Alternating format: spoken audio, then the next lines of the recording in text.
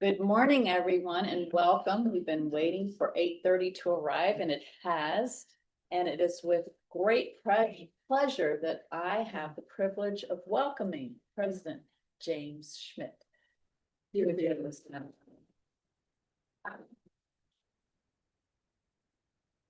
10 weeks in, 4,000 miles on the clock, Yep, lots of meetings, all good stuff. all good stuff. I'm enjoying working with you, and the board is excited to have you here. And we look forward to a long and successful opportunity to watch JMU grow to the next level. Thank you. I appreciate your confidence in that of the board and looking forward to great things on the horizon for JMU. Welcome. The next item, I'd like to recognize Jolie Mock and Heather Hedrick down at the end of the table, if you all will wave. Welcome. We had an orientation yesterday morning, and I would just encourage both of you ladies, Jolie caught me yesterday with a question.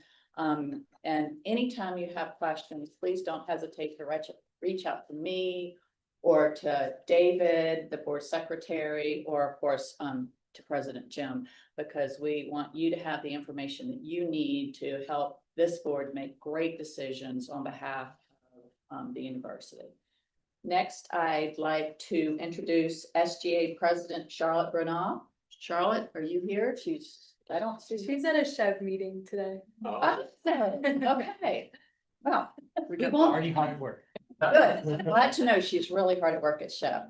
And then the next item, I would like to have a special recognition of the Board of Visitors would like to recognize and express appreciation to Michelle Rader for her 20 years of service, dedication, and professionalism in support of the visitors of James Madison University.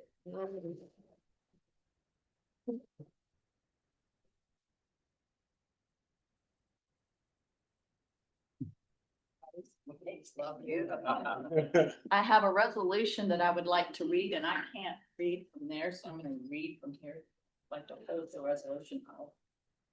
Whereas Michelle Rader served as an administrative assistant for the Board of Visitors and Access and Enrollment Management for 20 years, capably assisting with all board meetings, events, and correspondence. And whereas Rader coordinated materials and documents for the board, assisted with the board meeting notebook preparation, and led the effort to move from paper to electronic notebooks, assured this accuracy, coordinated updates, and distribution to the board.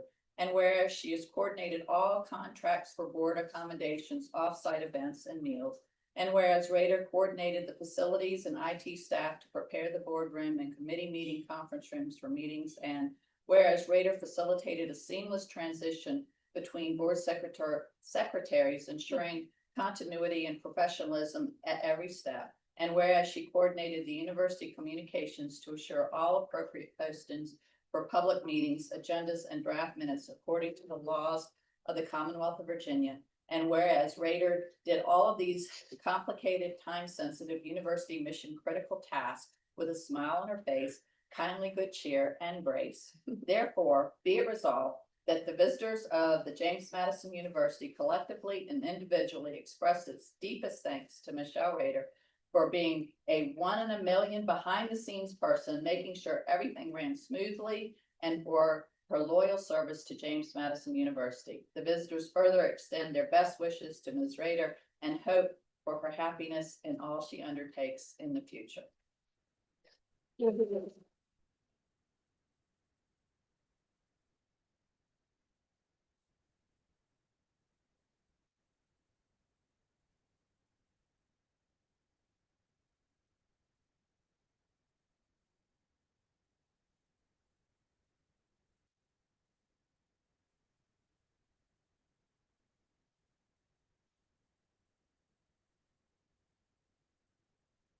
Yes, I want you to take, no, I'm not. Thank you very, very much. Thank you. Okay, I know. Did it say put up with all the weird requests of? I want, she needed to get my my hood on right and hook me up.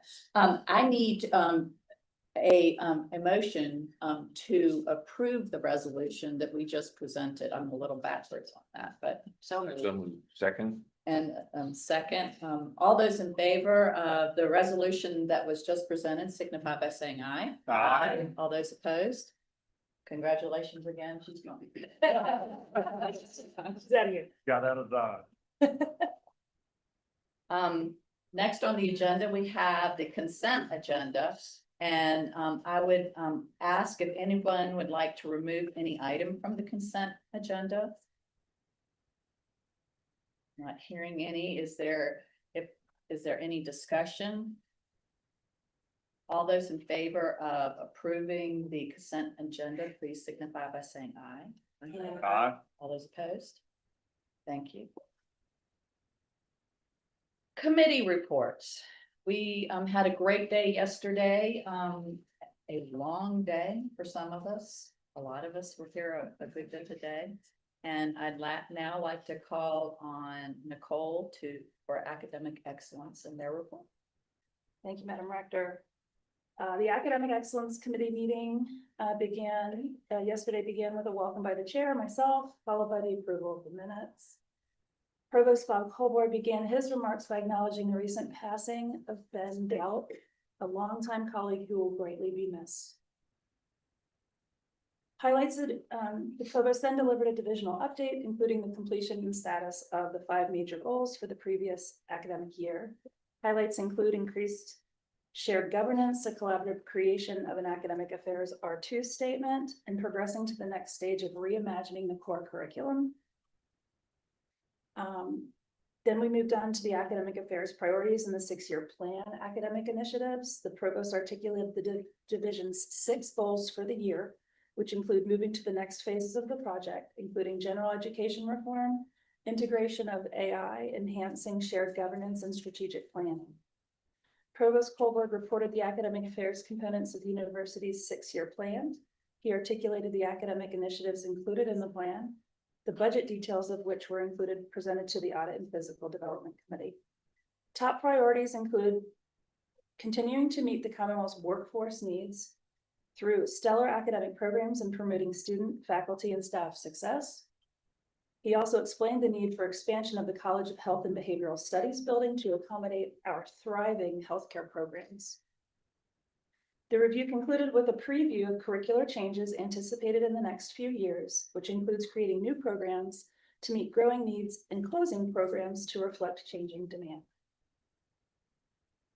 Then we heard from the faculty and student research vignettes. So these were paired research professors and students. Provost Colboard moderated a panel featuring 3 student and faculty pairs on their collaborative research. Students provided project lightning talks, highlighting how they gained workplace experience through hands-on research. Each student then shared what surprised them about their research experience, and the faculty members discussed the advantages of engaging students in scholarly work. The panel concluded with questions from the committee.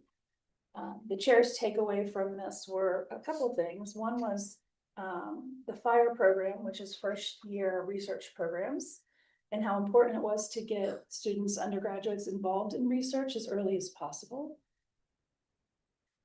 I also saw in all of the students who presented that research was a conduit and a vehicle for developing multiple other skill sets, such as presenting, collaborating with other folks outside of their schools and colleges. It was incredibly impressive, and I think the whole committee walked away feeling very inspired. Then we had a research roundtable with our deans.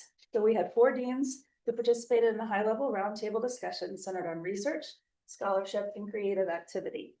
Each dean shared insights into how these efforts are reflected within their respective colleges, emphasized the value of research for faculty and students, highlighted anticipated research opportunities, and addressed specific challenges the colleges face. The panel concluded with questions from the committee.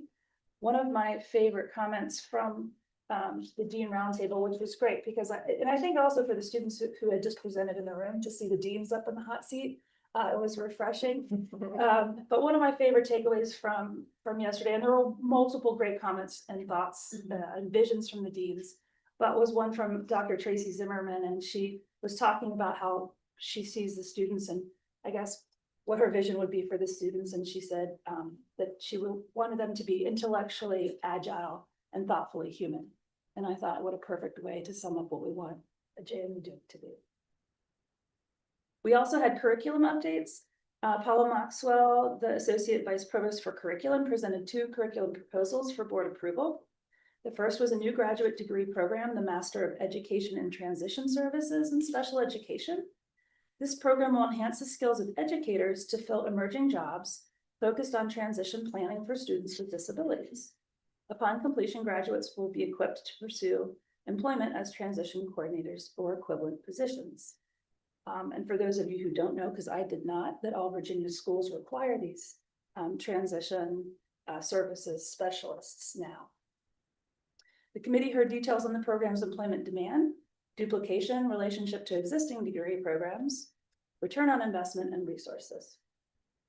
Pending board and SHEV approval, the degree would launch in the fall of 2026. The program would be self-sustaining, no new resources would be required. Madam Rector, on motion from the committee, I move the full board approve the new Master of Education and Transition Services and Special Education degree program. Second. Second is not needed. Is there any discussion? Hearing none, all those in favor of approving the new special ed MED signify by saying aye. Aye. All those opposed? Thank you, Madam Rector. The second proposal was to establish a new graduate certificate program in data science. This program would equip students who have disciplinary knowledge in physical, biological, and social sciences with graduate level training in data science. The committee heard details on the program's employment, demand, duplication, and resources. Pending board and SHEV approval, the certificate would launch in the fall of 2026. The program would be self-sustaining, no new resources would be required. Madam Rector, on motion from the committee, I move the full board approve the new graduate certificate program in data science. Is there any discussion? Hearing none, all those in favor of approving the data science certificate signify by saying aye. Aye. All those opposed? Chairman Nicole, continue. The meeting adjourned at 2:27, 3 minutes early. Madam Rector, I move the report of the academic applicants committee be accepted. I now need a second for that. I second. Is there any discussion? Hearing none, all those approve the academic excellent report, please signify by saying aye. Aye. All those opposed? Thank you. Next up, we have athletics. Dave? Sure. Madam Director, the Athletics Committee heard the following reports at our meeting on Thursday, September 18th. The first report came from Director of Athletics, Matt Roan. The committee received a summary of the 2024-2025 year, the first full member of the FBS, which include our first bowl victory, our first Sun Belt Conference Women's Soccer Championship, and the first American Conference Lacrosse Championship. Swim and dive earned their second straight Sun Belt title. In total, 5 regular season championships were also earned. JMU student athletes excelled in the classroom with a 3.232 department GPA and performed 9,238 department record hours of community service last year. The committee had the opportunity to hear from 2 conference coaches this year, head swim and dive coach Dane Peterson, as well as head lacrosse coach Shelley Cass. There was a discussion regarding the proposed SCORE Act, President Trump's executive order regarding college athletics and the Cox Bill, which represents the regulatory and legislative solutions being sought by intercollegiate athletics at both the state and federal levels. Record ticketing and corporate sponsorship revenue numbers and other revenue and expenditure updates were shared with the committee, as well as JMU football's media evaluation of $98.8 million last year, nearly 40 million above the Sun Belt Conference average for the other schools. Finally, an overview was given regarding the Sun Belt Conference mission of Louisiana Tech as early as July 1st, 2026, and then the potential impacts on scheduling if that were to be delayed another year. Then we heard a report on the 2024-2025 strategic planning and accountability measures by Deputy AD Jeff Pogleys. The committee received the report on athletics strategic planning and accountability measures for 2024-2025. The JMU Athletics continues to meet and exceed the majority of the measures outlined in the university strategic plan. As the university pursues this new strategic plan, athletics will be in step with the process, timing, and key pillars and guideposts. Then we heard a update on the House settlement, which we've obviously been discussing for a while, from Steve Laporta. In response to the NCAA versus House settlement, new rules were put in place July 1st, 2025, which affects roster limits, institutional NIL, and the restrictions of third-party NIL. There's implementation of software platforms are assisting in monitoring roster limits, institutional spending, and third-party NIL activity. In response to the ever-evolving NIL landscape, Cliff Wood is serving as athletics general manager and is providing guidance related to contract negotiations and strategy, as well as revenue generation. 45 post-House settlement activities have been completed so far by JMU student athletes, including coming freshman student orientation, coaches caravan, ticket sales, and football suite move-in. Then we heard a report from Julie McNeely of volleyball, who is the student advisory committee co-chair this year. JMU athletics placed 9th in the nation among Division I sports and 3rd in the Sun Belt in community service hours last year, and we're a recipient of the Community Impact Award, while also being named to the Community Service All-Star All-Conference team. JMU SAAC welcomed a new executive team consisting of 8 student athletes across 6 different sports. Recently, they sponsored events for student athletes, including Athletic Welcome, back to special keynote by Jeremiah Brown, the Athletics Rookie Symposium, Fentanyl Prevention and Awareness Day with First Lady Suzanne Youngkin, Meet the Dukes, and others to encourage and engage in the community. Finally, we heard a fundraising update from Associate AD Scooter Rinkin. An athletics fundraising update was provided, the details of which are shared in the Advancement Committee Chair's report. Duke Club's fiscal 2026 goals include annual fund goal of 5.5 million and 11,000 donors. And then the 3rd annual Digging for Duke's sports specific campaign will take place December 2nd, 2025. And then we discussed the future items for consideration for the athletics committee. Madam Rector, I move we accept the report of the athletics committee. Is there a second? Any discussion? All those in favor of approving the report as given, signify by saying aye. Aye. Opposed? Very much appreciate it. Next up, we have audit, risk, and compliance. Jeff? Thank you, Madam Rector. The Audit, Risk, and Compliance Committee welcomed new member Heather Hedrick and heard the following report meeting September 18, 2025. Becky Holmes discussed the annual report for audit and compliance. The committee approved the audit and compliance budget for fiscal year 2026. The committee also approved the revised fiscal year 2026 internal audit plan. The committee went into closed session to review and discuss internal audit reports issued since the last meeting. The meeting adjourned at 5:35. Madam Director, I move the report of the Audit, Risk, and Compliance Committee be accepted. Second.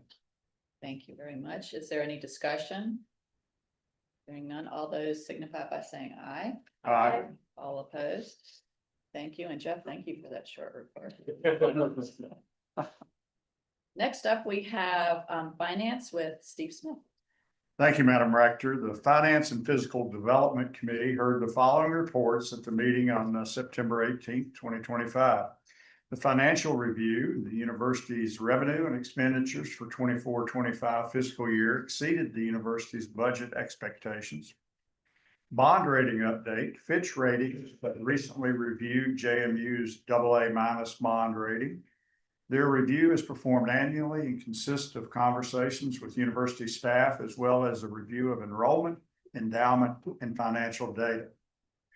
24-25 receivables write-offs. The university annually writes off accounts which have been deemed uncollectible. The write-offs were well within the university's established guidelines. 26-28 budget requests. The university's proposed 26-28 budget requests were presented and included $5.9 million for ongoing continuation of one-time fiscal year 25 state funding, $13.7 million for student, faculty, and staff success, Carrier Library expansion funding of $520,000 for operations and maintenance, and 2.1 million to strengthen the Virginia workforce through healthcare academic programs. Capital request included 30.5 million in general funds to renovate Johnston Hall and 15.3 million for the College of Health and Behavioral Studies expansion. We heard about the 6-year plan update. An overview for the 25 6-year plan was presented as required by the Commonwealth with a focus on the 26-28 biennium. The plan includes projected enrollments, revenues, expenditures, tuition and fees, along with the narrative responses to specific questions. The document is used for planning purposes. Plan development is a pro forma exercise, including projections based on current data, which can be amended to make them more up to date, or when more up to date information is available. A working group with representatives from across campus coordinates the annual submission to the State Council of Higher Education, and a full copy of the plan can be found in your binder. The board is reminded that the 6-year plan is a planning document, and by approving the 6-year plan, they are not approving tuition and fees for the 26-28 biennium. I move, Madam Rector, that the Board of Visitors adopt the 2025 6-year plan as approved and as approved and recommended by the Finance and Physical Development Committee. Is there any discussion? Hearing none, all those approving the 6-year plan signify by saying aye. Aye. All those opposed? Thank you. Moving on to workforce planning, JMU is required to complete the Virginia Department of Human Resource Management Workforce Planning and Development Report annually. The report was summarized, noting improvements over the previous year and included plans to increase applicant pools, promote employee well-being, and enhance leadership development opportunities. The Finance and Physical Development Committee members were asked to think about the strategic planning process now underway and to bring forward any ideas they may have to one of the members of the board's strategic planning committee. The committee then moved into a closed session to discuss personnel and real estate matters. No action was taken. Madam Rector, I move the report of the Finance and Physical Development Committee be accepted as proposed. Thank you. Is there a second? Thank you. Any discussion? All those in favor of approving the finance report signify by saying aye. Aye. All those opposed? Thank you. Next up, we have governance. Jack? Madam Rector, the Governance Committee discussed the following items. Its meeting yesterday. The committee discussed the board retreat, which you may recall took place in June. 5-6, right? The committee engaged in a bit of an after-action review, discussing what went well and what can be improved for future retreats. And as we prepare for an upcoming retreat, the committee welcomes any feedback or suggestions from the full board. The committee was then joined by Dr. Chris Oram, the Executive Director of Planning, Analytics, and Institutional Research. Dr. Oram shared a final summary of the campus-wide SWOT analysis and then discussed how the SWOT analysis and the information gathered therein can inform the university's strategic planning on a going forward basis. The committee was then joined by a representative from the Association of Governing Boards for the purpose of offering a presentation on governance committee best practices and informing our conduct on a going forward basis. And we're encouraged to report that we are in line with best practices, and we're positioned well to lead the university during this important season, or at least to contribute to the leadership of the university during this important season. Madam Rector, I move the report of the governance committee be accepted. Is there a second? Second, thank you. Any discussion? I'll just say one thing. During the governance committee, it came out that we're members of the AGB, and I'm sure I was told that before, but I'd forgotten it. The resources that are available, he referenced one of the books, publications that he had recommended we all use, but just to remind other board members that resources out there. Thank you, Jeff. Appreciate it. Any other discussion? We have a second. Do we have a second? Yes. Any other discussion? Hearing none. All those in favor of receiving the report as submitted signify by saying aye. Aye. All those opposed? Thank you. Next up, we have Carly. Carly graciously agreed to fill in for Michael Stoltzfus, who is out of the state this week. So will you give us the philanthropy report? Yes, thank you, Madam Rector. This is the first meeting of the newly named Philanthropy and Engagement Committee. This is a result of President Jim's restructuring to enable a more laser-like focus on philanthropy and engagement, while marketing and brand communications continues on, and a national search is ongoing for a new executive for that part of the important university efforts. So the Philanthropy and Engagement Committee heard the following reports on September 18th, 2025. Alex Marinelli reviewed athletics giving for fiscal 25, highlighting record after record after record. Actually, we go from strength to strength. He highlighted 7.7 million donated and the 10,668 donor count for the same period. That is a record. Overall athletic giving for fiscal year 26 is 558,000 with a donor total of 2,404. Cynthia Klein reported that JMU garnered the second highest giving year in the school's history with a total of 32.8 million in fiscal 25. I think even more impressively, honestly, was the fact that the 3 years following the conclusion of our last capital campaign, that is fiscal 23, 24, 25, each of those years was extremely strong. In fact, stronger than all but one of the years throughout the capital campaign. That's quite an unusual pattern to have that kind of strength in giving following the conclusion of a campaign. Normally you would see a dip. So I think it bodes well for the beginning of our third capital campaign when we are ready to launch that. She also shared university-wide giving through September 12th, 2025. Since the end of the last fiscal year, we have already recorded 3.7 million in donations for fiscal 26.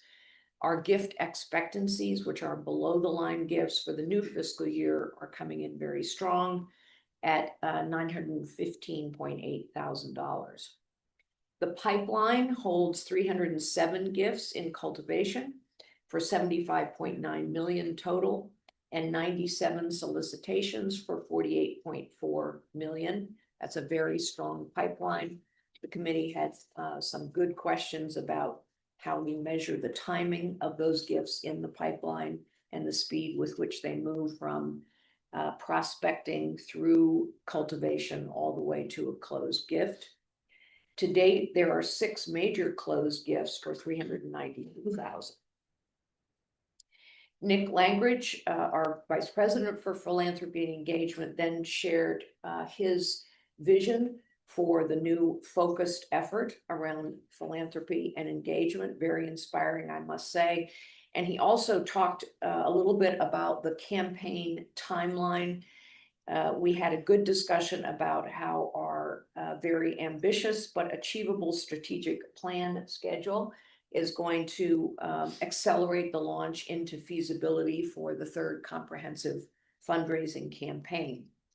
Nick also shared a particular emphasis on building out the JMU Alumni Career Network to focus on expanding alumni mentoring opportunities for our students and spoke, I think with great passion about the opportunity for philanthropy and engagement to really introduce our alumni and our students to the joy of philanthropy going forward. Andy Perrine gave a state of the brand presentation. He looked back over the last 10 or 12 years in work on the brand, what the goals for the JMU brand have been. And at a fundamental level, the goals were initially to move from a liberal arts and regional university to a nationally prominent university that was balanced in both liberal arts and research and professionalism. The state of the brand presentation indicated that we have achieved that movement over the last 10 years. So that also bodes well for the next strategic plan and capital campaign. The brand is very strong according to the most important key performance indicators.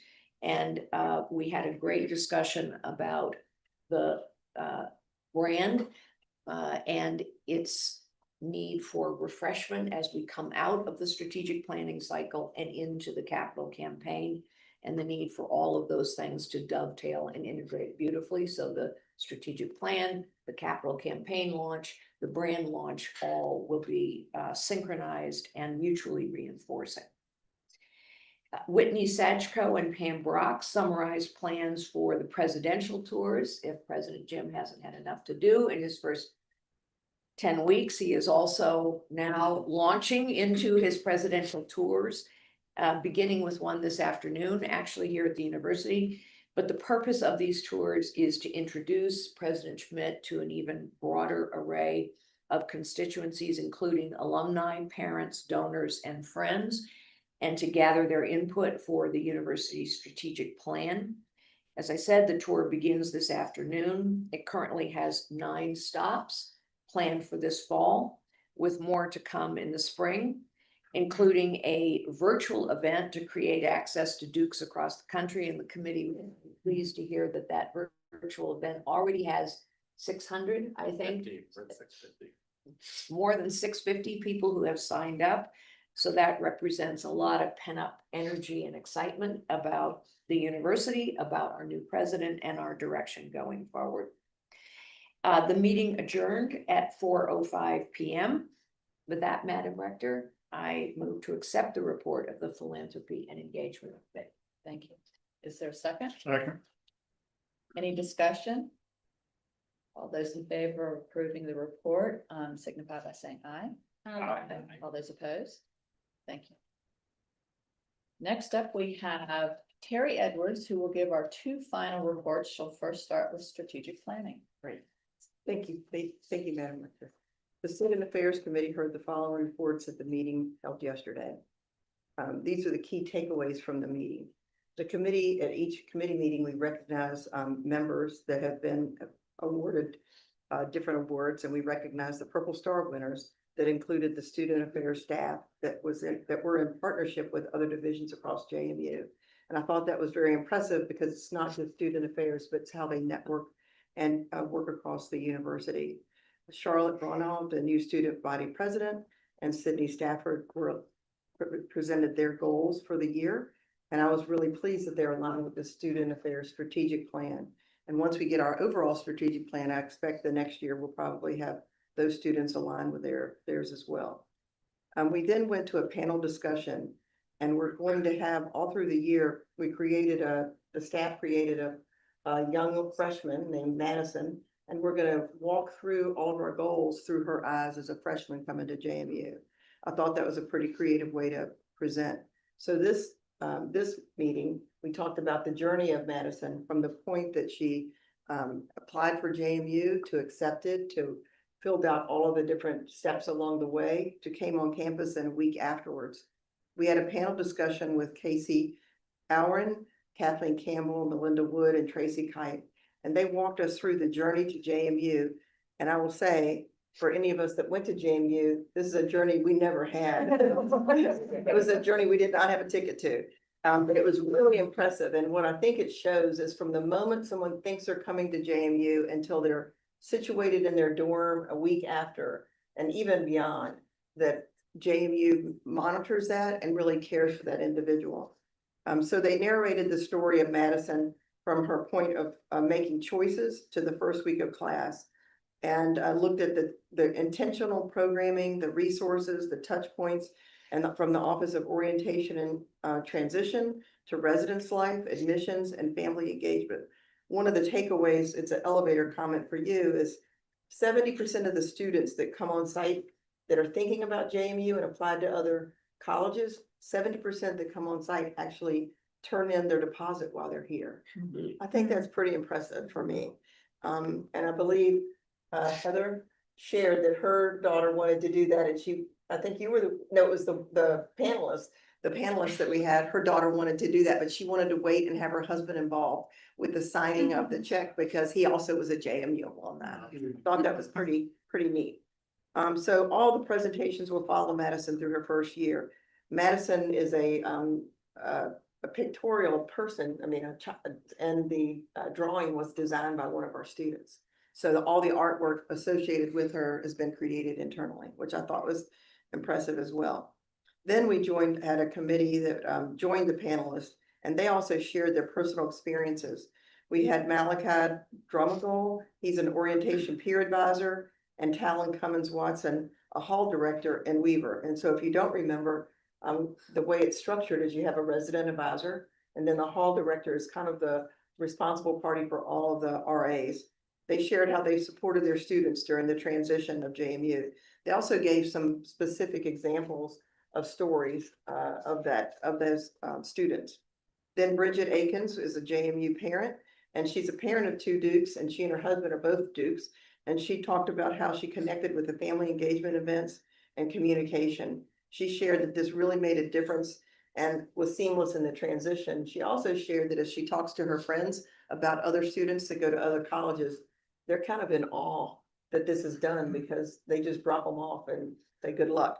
Her daughter Sophia was also on the panel. She's a first-year student, and she shared that she found communication from orientation and transition very helpful and very helpful throughout the summer. And then move-in was very smooth.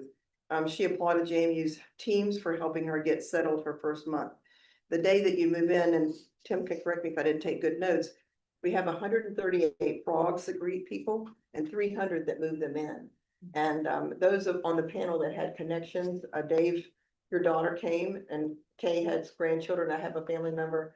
We all shared our experiences from what we had learned as well that day. And one of them was that from the moment you know you're coming, the communications are very good to the parents. And then when you get here, we actually seem prepared for you. There's signage, there's happy faces. And it only took, I think one of you said it took about 10 or 15 minutes to load up. I know my family members said 15 minutes from the time they opened their trunk to the time that everything was in the room was pretty impressive. One suggestion from the committee was to do a really solid look back on that whole transition process and look for opportunities for improvement and share it with the committee moving forward. So Madam Rector, I move that the report of the Student Affairs Committee be accepted. Looking for a second for the Student Affairs Committee report. Second. Any discussion? All those in favor of this report signify by saying aye. Aye. All those opposed? Thank you, Terry. Great. Keep going with strategic planning, please. So Madam Rector, we'll move on with strategic planning. Our strategic planning committee, this is our second meeting. Our first was a virtual meeting, which I really did appreciate. We've had full attendance from folks, so it's been very gratifying. So we approved our August minutes, and then I provided a high level review of the progress of the committee so far, and brought and we reiterated the ideas that were expressed by Carly about aligning philanthropy and branding along with our strategic plan rollout. They may not need to be simultaneous, but they need to be coordinated. And we really appreciated the input from that committee. David Kirkpatrick, our Vice President and Chief of Staff, also thanked the strategic planning team, noting its high functioning and collaborative efforts that are building this significant campus buy-in.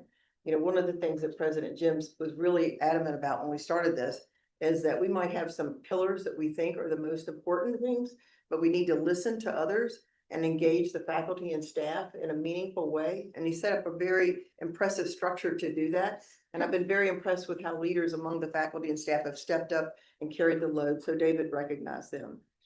President Schmidt followed the campaign-wide update, and he shared about the four-stage process of listening, envisioning, creating, and then implementing that we're currently in the listening phase. We began with a campus-wide email introducing the co-chairs, launching the strategic plan, and announcing the 5 idea forums for faculty, staff, and students to share their vision for JMU. The idea forums are open to all faculty, staff, and students. I think it was mentioned earlier, the first forum drew 40 participants for a lively discussion. The next one's today at 2:30 in the festival, and we are all invited if we can stay for that. You also mentioned the video that had gone together, the podcast. I think it was a video. Has all the board members seen that? Or if not, could you share it? It got emailed. It did get emailed. Okay, I want to make sure. Okay, great. And it was pretty impressive. I do admit.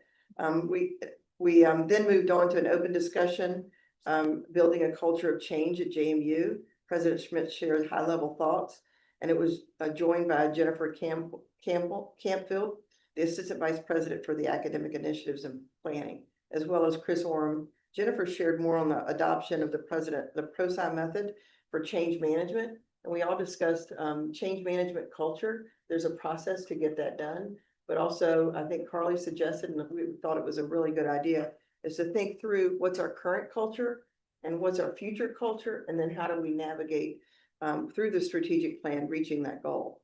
So there'll be more to come on that. And then we went into a very meaningful discussion from each one of the committee chairs about through the lens of your committee, what's critical to be included in the strategic plan with input from the vice presidents.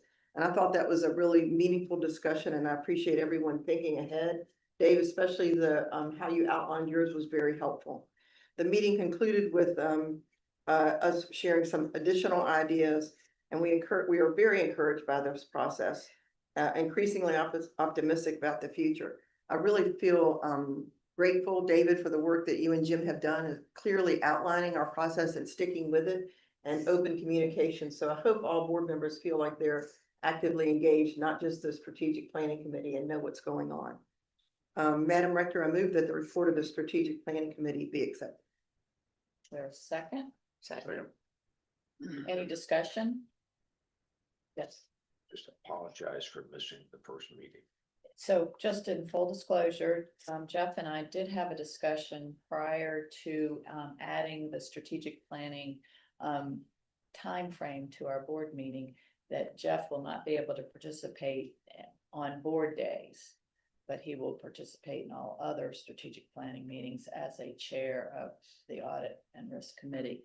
And he agreed to do that. So you were missed, but we will make, you just heard an update, you did, and we look forward to you participating in the future. Any other discussion? Hearing none, all those approving this report signify by saying aye. Aye. All those opposed? Thank you very much. This concludes our committee reports of our long day yesterday. And I now am happy to invite Kathy Walter to please present to us the Faculty Senate. We just met, so I don't have a lot of updates from that meeting. But first, I do want to take a moment to remember Ben Delp. And our thoughts are with his family, his friends, and his colleagues that worked with him. Senate would like to celebrate key successes the faculty and administration achieved over the past year. One, we developed the definition of shared governance at JMU. And we also revised and approved Academic Affairs Policy 2, which outlines the procedures for selecting, appointing, hiring, evaluating, and renewing academic unit heads. We will continue to build on our shared governance values. The Faculty Handbook Committee, Faculty Revision Handbook Committee, is collecting feedback on the second draft. The Core Curriculum Committee is beginning the process of reviewing proposals for a new Gen Ed curriculum, and we'll be soliciting input from across the campus very soon. We look forward to examining the coach report, which we recently received the results of, and collaborating on ways to move forward from that report. And continuing our efforts to strengthen shared governance, ensuring the faculty voice remains strong in guiding the direction of the university. We've worked really hard over the past several years to create positive change through collaborative work between the Senate and administration. And during my last year as speaker, I'm grateful for the opportunities I've had as a member of the Board of Visitors and want to thank everyone for their support for Senate. And we are committed to making this year one of continued progress and respectful dialogue. Thank you, Kathy. Next, we'll move to the student representative, Sydney Stafford. Sydney, welcome. Thank you. Hi, everyone. I want to begin by saying I'm so excited to be back for the first full board of the year. I'll start with a brief introduction. My name is Sydney Stafford, and I'm serving my second term as the student representative to the Board of Visitors. I'm a senior justice studies and Spanish double major, and I'm very grateful to be involved in so many organizations on campus. So what have I been up to? I've had a very, very busy summer and the start of a semester. This summer, I spent time working as a governor's fellow in the Secretariat of Public Safety. It was such an amazing opportunity and a real honor to be in a cohort of 29 university students, 5 of which being from JMU. James Madison had the second highest number of participants in the program, which really demonstrated our students' ability to stand out across the Commonwealth. Additionally, I served as a first-year orientation guide to assist students with moving in and becoming more acclimated to the JMU campus. And then more recently, I've been meeting with students, administration, and key campus partners to learn more about the ways in which I can advocate for and inform students on the resources available to them. And finally, we have had the start of Greek Life recruitment, a successful student org night, and an effective career fair in these past few weeks. This summer, I reflected a bit on my goals from this past year and restructured them based on student feedback. First and foremost, I want to assist President Jim with his transition with students. Both during and after the presidential search, students regularly expressed how excited they were to engage with our next university leader. I hope to establish those relationships with students very early to foster a campus culture in which students are familiar with our institutional leaders. Next, I hope to educate and inform students on how the board functions and ways that you can get involved. By introducing students to these systems, I hope to familiarize students with our governing body so they feel more comfortable and eager to get involved in these decision-making processes. Finally, I hope to support students through collaboration, advocacy, and engagement in alignment with the Student Affairs Strategic Plan. These 3 goals have always been passions of mine, but I am very excited to update you all on my progress next board meeting. Speaking of updates, I have already begun to work very closely with President Jim to keep students engaged with university leadership. So far, President Jim, Charlotte, and I have met monthly to discuss important topics to students and initiatives we would like to collaborate on. One event in particular I would like to highlight is the Get to Know President Jim event, where we are planning in which students can ask questions about his personal passions and hopes. This event will be a partnership with the Office of the President, Student Affairs, and student leaders, and I'm so excited for students to get to know President Jim on a more personal level. Additionally, I've continued to meet with students to learn more about their hopes and aspirations for future engagement with President Jim, as well as continuing to encourage students to engage with the Office of the President. Although I am excited for further collaboration, President Jim has already done a phenomenal job in his engagement with both student leaders and the student body as a whole. I've heard nothing but great feedback from my peers, and his warm presence on campus has changed the trajectory of the university presidency here at JMU. I've included a testimonial from a student from ResLife that shows how grateful the students are to have such a personal and supportive president. We look forward to further engagement, and I'm excited to share more on our collaboration at the next board meeting. Looking forward, we have lots to get excited about in the next couple of months.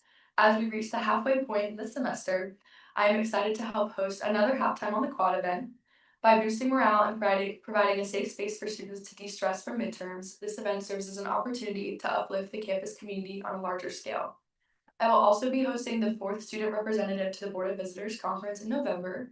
This year, I will be inviting 15 universities, including 17 student representatives, so we can share ideas as well as hear from key partners across the Commonwealth of Virginia. They will also be invited to attend our Outstate game, which should be very exciting for them as well. Additionally, we have had our fall student body elections this past Wednesday with such high interest levels, and I'm excited to say our fall study abroad fair is in just a few days. Finally, we have some very exciting alternative fall breaks approaching very soon. Although very busy next couple months, us students are very excited for the opportunity to be involved in the student experience this way.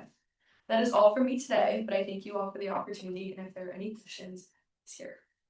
Cindy, one question for you. So what was the school that had more than 5 out of the 29? It was UVA. Yeah, cool.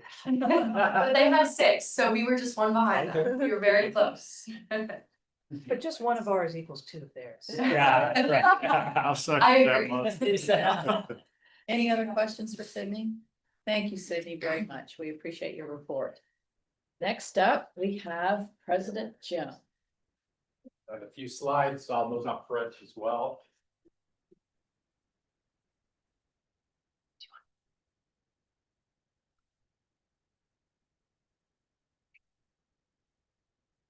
Before I begin, I just want to give a special shout out to Sydney. She's been an amazing champion for this university and has gone above and beyond to helping me make those meaningful connections with the student body. I enjoyed meeting you for the first time during the search process, and your bright, smiling, welcoming presence was very important to my decision to come here. So thank you very much. Okay, now if I can make my technology work, let's see. Get to the front. So as you've been hearing a little bit about my first 10 weeks on the job, some ways it feels like 10 years. I feel like I've gotten to know the place in a hurry. But the first few months have been an exciting whirlwind, and I've been welcomed into the fold with this wonderful community, and have been impressed by the strong visionary leadership present at the university and the contagious optimism and energy of our student body. On August 12th, during the University Welcome, served as my first formal address to the university community. We hosted the Board of Visitor members, campus and community, faith leaders, county and city leaders, economic development leaders, and a cross-section of the university community.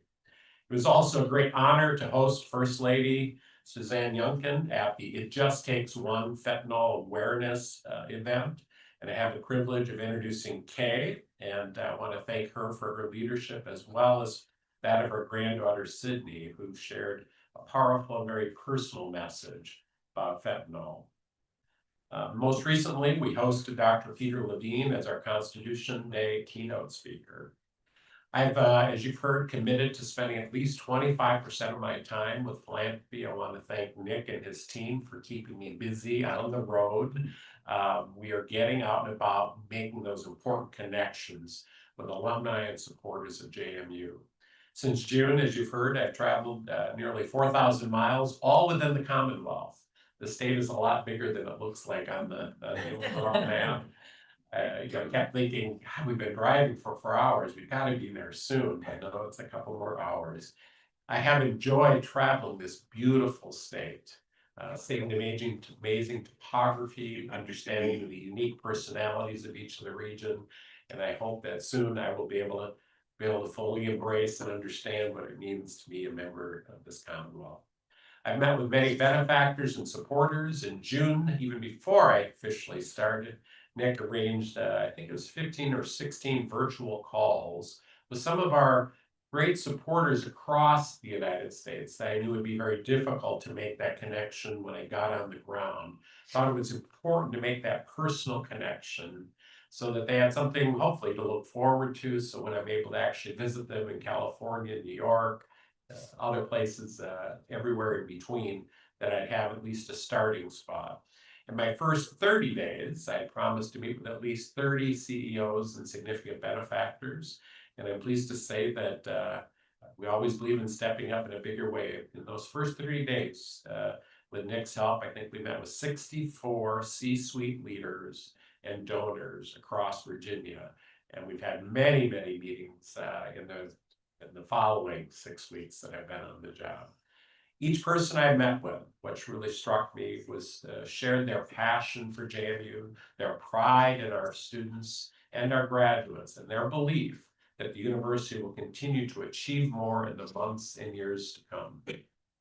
Had great meetings, as I mentioned, with benefactors and business executives across the Commonwealth. We are actively discussing how we can meet my goal of JMU being Virginia's preferred business and organizational partner. And we will do that by being entrepreneurial, innovative, responsive, nimble, and making sure that we're meeting them where they're at. I want to thank Heather for the warm welcome that she had at CarMax and having an opportunity to meet with so many great Dukes who work at CarMax and to engage directly with the CEO, who of course is a Duke, and his immediate thoughts and discussion of how we might be able to step up and help CarMax with some of their artificial intelligence training and how they integrate that in the company. And proving that we can do that with CarMax, with Inova Health, with Centera Health, and many of the other CEOs we met with, I think is how we will begin to build that reputation. We are clearly laying a solid foundation of innovative work to come. Since July 1st, I've also, Caitlin and the government relations team has had me also crisscrossing the Commonwealth. We've met with 19, we've had 19 individual meetings with legislators across Virginia. These meetings have been primarily with key appropriators and those working in higher education positions, as well as leadership of both chambers. I've hosted a welcome luncheon at the General Assembly building where we had an additional 10 legislators, the Attorney General, staff from the General Assembly and Governor's office were there, as well as an unusual number of JMU connected lobbyists for other organizations.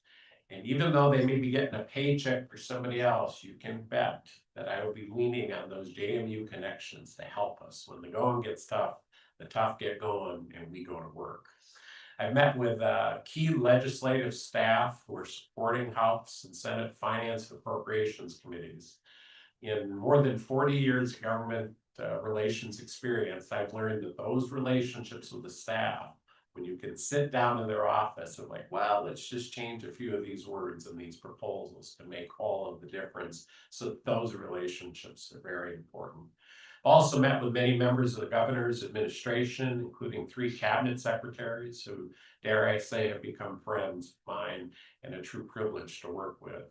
I've held meetings with the Virginia Economic Development Partnership, as well as the Virginia Business Higher Education Council. And have also joined the board of the Northern Virginia Technology Council. We've also hosted all of the SHEV leadership on campus in our first 30 days. And most recently, we presented JMU's biennial plan with about 25 state level stakeholders in Richmond, and that included cabinet secretaries and key staff of administration and the legislature. What was most surprising is we finished that meeting 16 minutes early, and some staff members said that's the first time in history that an institution was able to do that.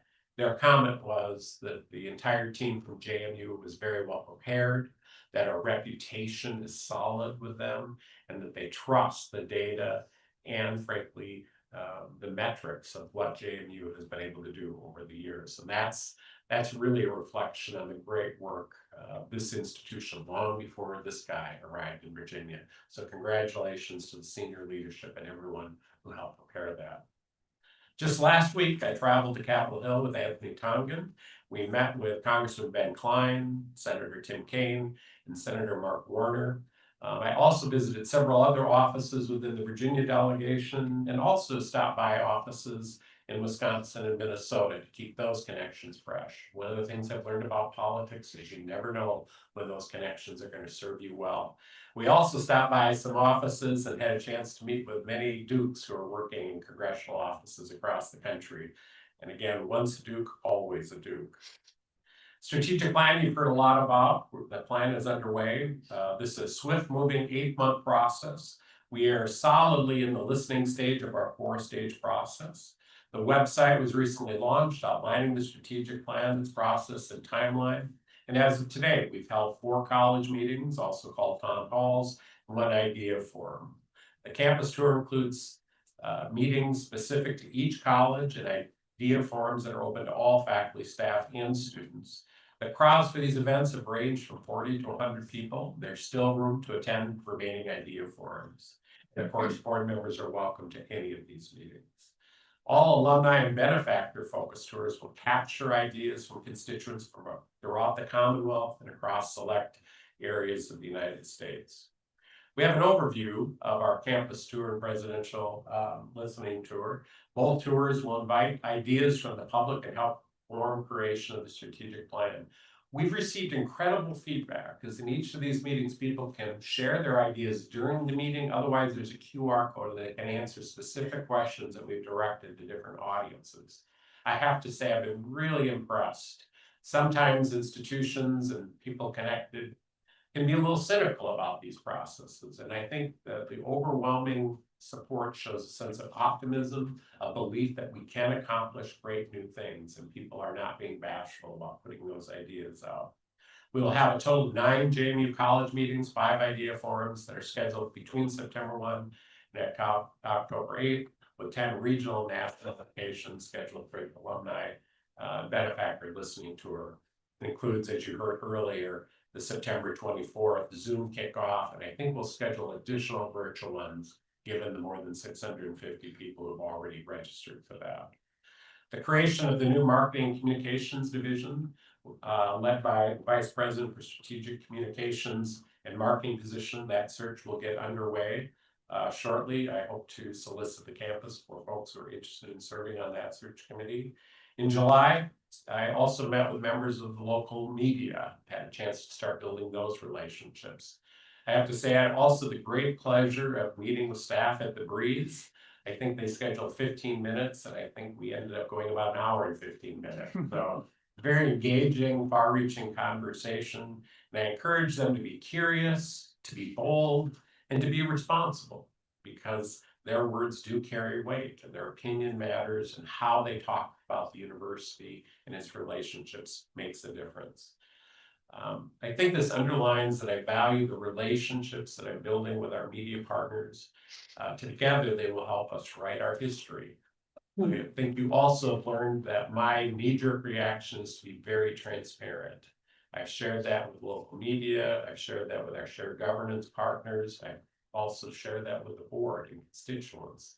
I find that if you can be clear about where you're thinking about, what your reactions are to things, you create that sense of connection, that sense of honesty and authenticity, which can really help propel an institution. Also means occasionally I can get burned, so stand by with the fire extinguisher.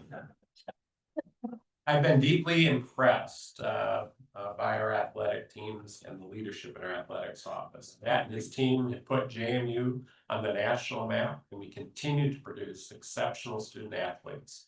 I've attended the coach's caravan and its final stop at Stanton and visited with the Marching Royal Dukes during a recent practice. Marching bands bring great joy to a college campus, and ours is, I said one of the best, but we'll just call it the best in the world. I'm pleased that my wife was able to join me for our first home football game. What a great win to start off the season. And I have to tell you, my wife was looking forward to be fully engaged in the university community. It was truly a magical time on our campus. There's so much to celebrate early in the semester. On the federal landscape with athletics, there continues to be a push for federal intervention with respect to the challenges facing college athletics. President Trump issued the Saving College Sports Executive Order in late July to address concerns over third-party pay-for-play payments and preserve what he calls the special American institution of college sports.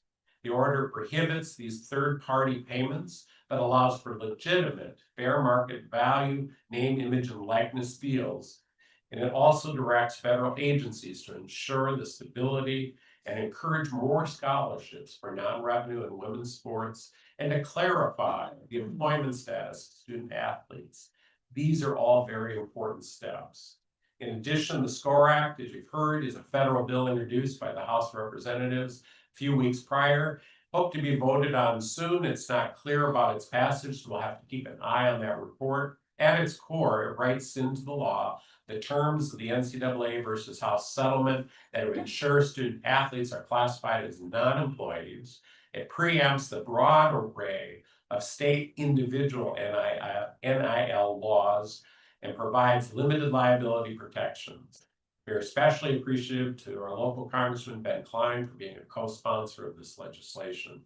Concern with the SCORE Act is really rooted around ensuring the antitrust exemption is limited in scope and in time so that NCAA power conferences can't dictate championship access, membership standards, etc. Cody Campbell, a member of the President's Council on Sports, argues that the legislation needs to do more and wants to revise the Sports Broadcasting Act of 1961 to allow schools and conferences to bundle their TV rights together.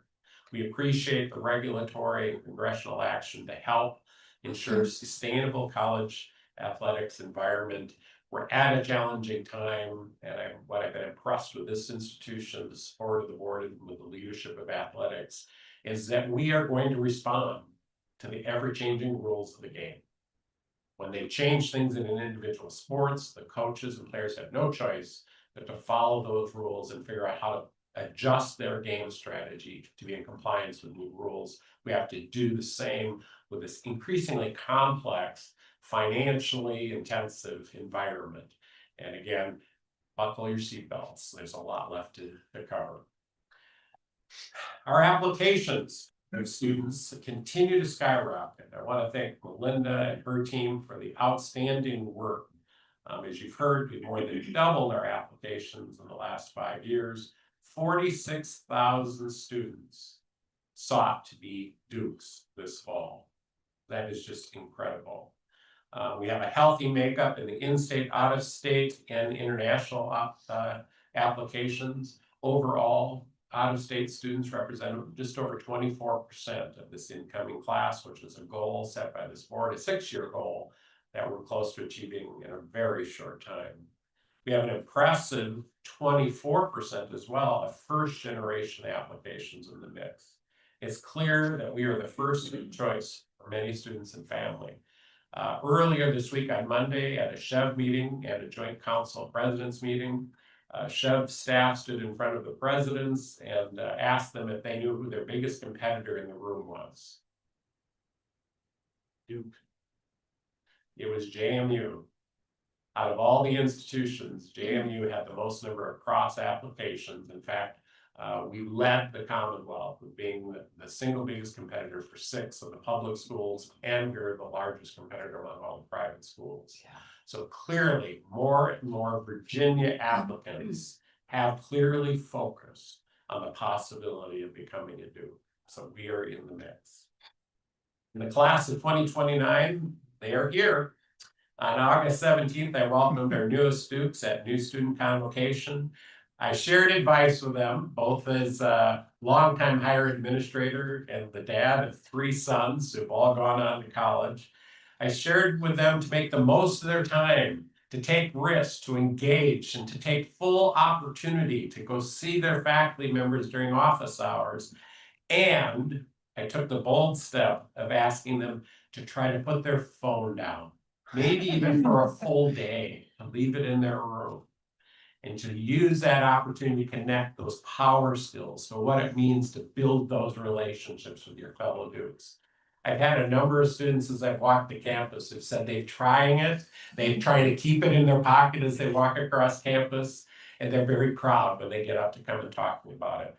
Some people are just thinking I'm probably just old and nuts. I have to say, so it's very special in the life of a presidency to point out that this is my first year class. And I'm very excited to watch them grow over the next 4 years and to congratulate them and shake their hands. Many of them in less than 4 years, given how hardworking our Dukes are. JMU continues to provide access to financially challenged students and their families. I want a big thanks out to SHEV for their significant grant funding for in-state Pell Grant recipients. Centennial, and by the way, our success rate with Pell students is really spectacular. Our overall retention rates for the freshman class last year was over 92%. For Pell Grant recipients, it was at 90%. Normally, the gap for schools like us can be as much as 20, 25, or 30% from what the retention rate is for the student body as a whole versus Pell Grant recipients. That speaks volumes to what everyone at this institution does to make those students feel connected and have the support they need.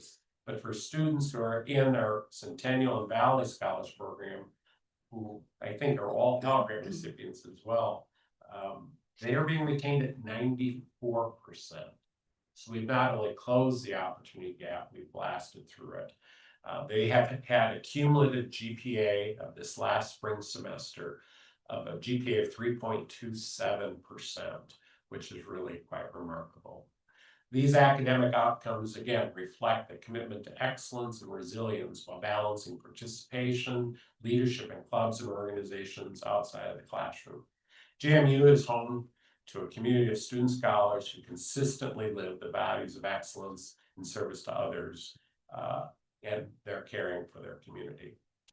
It's been great, let's see, which slide is up yet? It has been great connecting with the campus and community on social media. Special thank you to JMU's marketing and communication leads for helping me to launch our new accounts. You'll see some of the data that they've pulled together, really just in the first 7 or so weeks on the job. I look forward to seeing how these things continue to move ahead.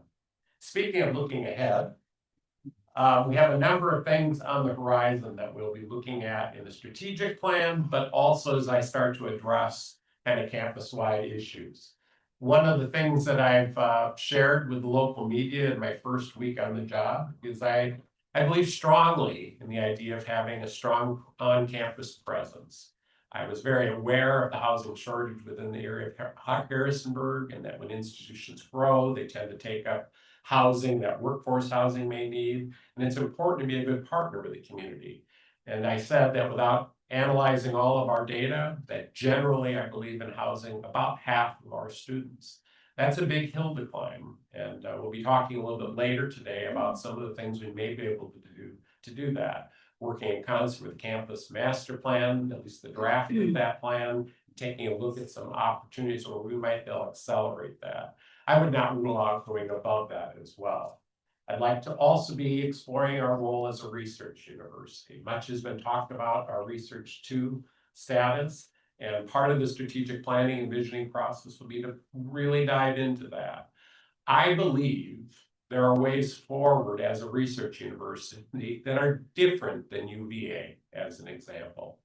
I believe that we can double down on the impact of undergraduate research. We heard a little bit about that earlier in the committee reports and how transformational it is, not just in research, but the confidence to present at international and national conferences, to build those interpersonal relationships, how to work in a team to solve real problems. Those are those power skills that can be important.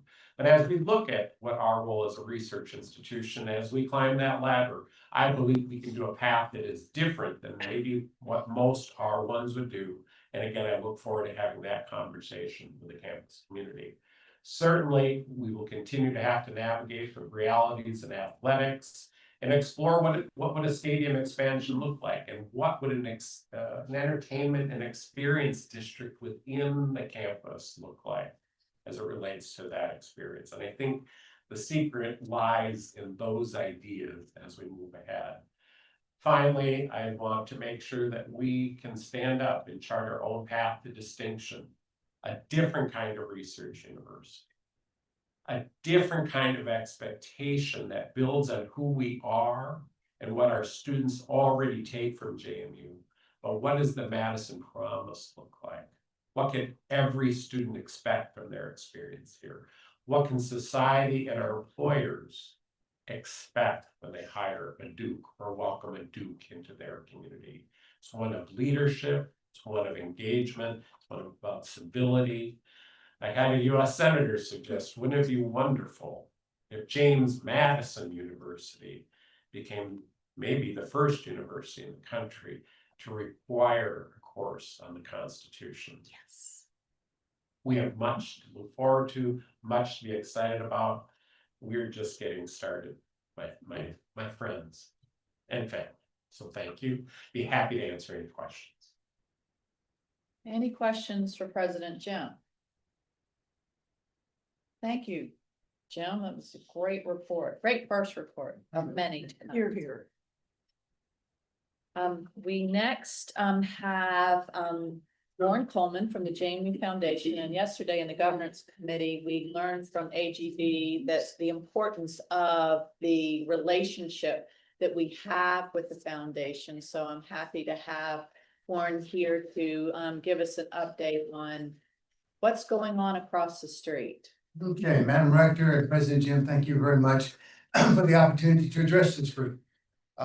It's just always a great opportunity to see the faces and also tell you what is happening across the street in Foundation Hall. Because I was at one tailgate event and somebody came up to me and says, well, tell me about this foundation thing. And so when they call it a thing, you know they're really not educated. And so I want to do this. I mean, obviously, I know a lot of you are educated. I know President Jim has heard many times, because I've been at conferences with him before. I knew he would be our new president, and it was always, when you've seen one foundation, you've seen one foundation. So with that, I want to tell you a little bit briefly about our one foundation, and then we'll get into the real reason we're here, and let's talk about the results. So let's see if I can do this, David. Okay, this is just a few things I want you to remember. The big thing is, other than we're a separate entity, is in this first line where it says, we passionately support the JMU community. So that's our whole goal, passionately support the university. And then the second mission statement, with the prudent investment policy and stewardship of the funds presented and given to us to manage for the university. Those are the two things. If anybody else asks you about the JMU Foundation, tell them it's a passionate group that's supporting all the community at JMU, and they do it through a prudent investment and stewardship policies. Okay. So next, again, just to tell you a little bit of a refresher course on some of these things that we are doing, because somebody asked that what is foundation, do briefly talk about the revenue stream and the expense stream. And now this is not the scholarship spend out. This is just how the foundation is run. We have really these four pillars of ways to have revenue generated for us. The first one is unrestricted dollars. As Nick would say, we're still around the $500,000 level. It's a nationwide trend that's downward. People would rather give to something that is a restriction, something that's they're passionate about, just as we're passionate about supporting. Admin fees, lots of schools, we're at the 1% where that's where the majority of the schools are. Some of them charge more, not many charge less, 1.5% on the endowment levels.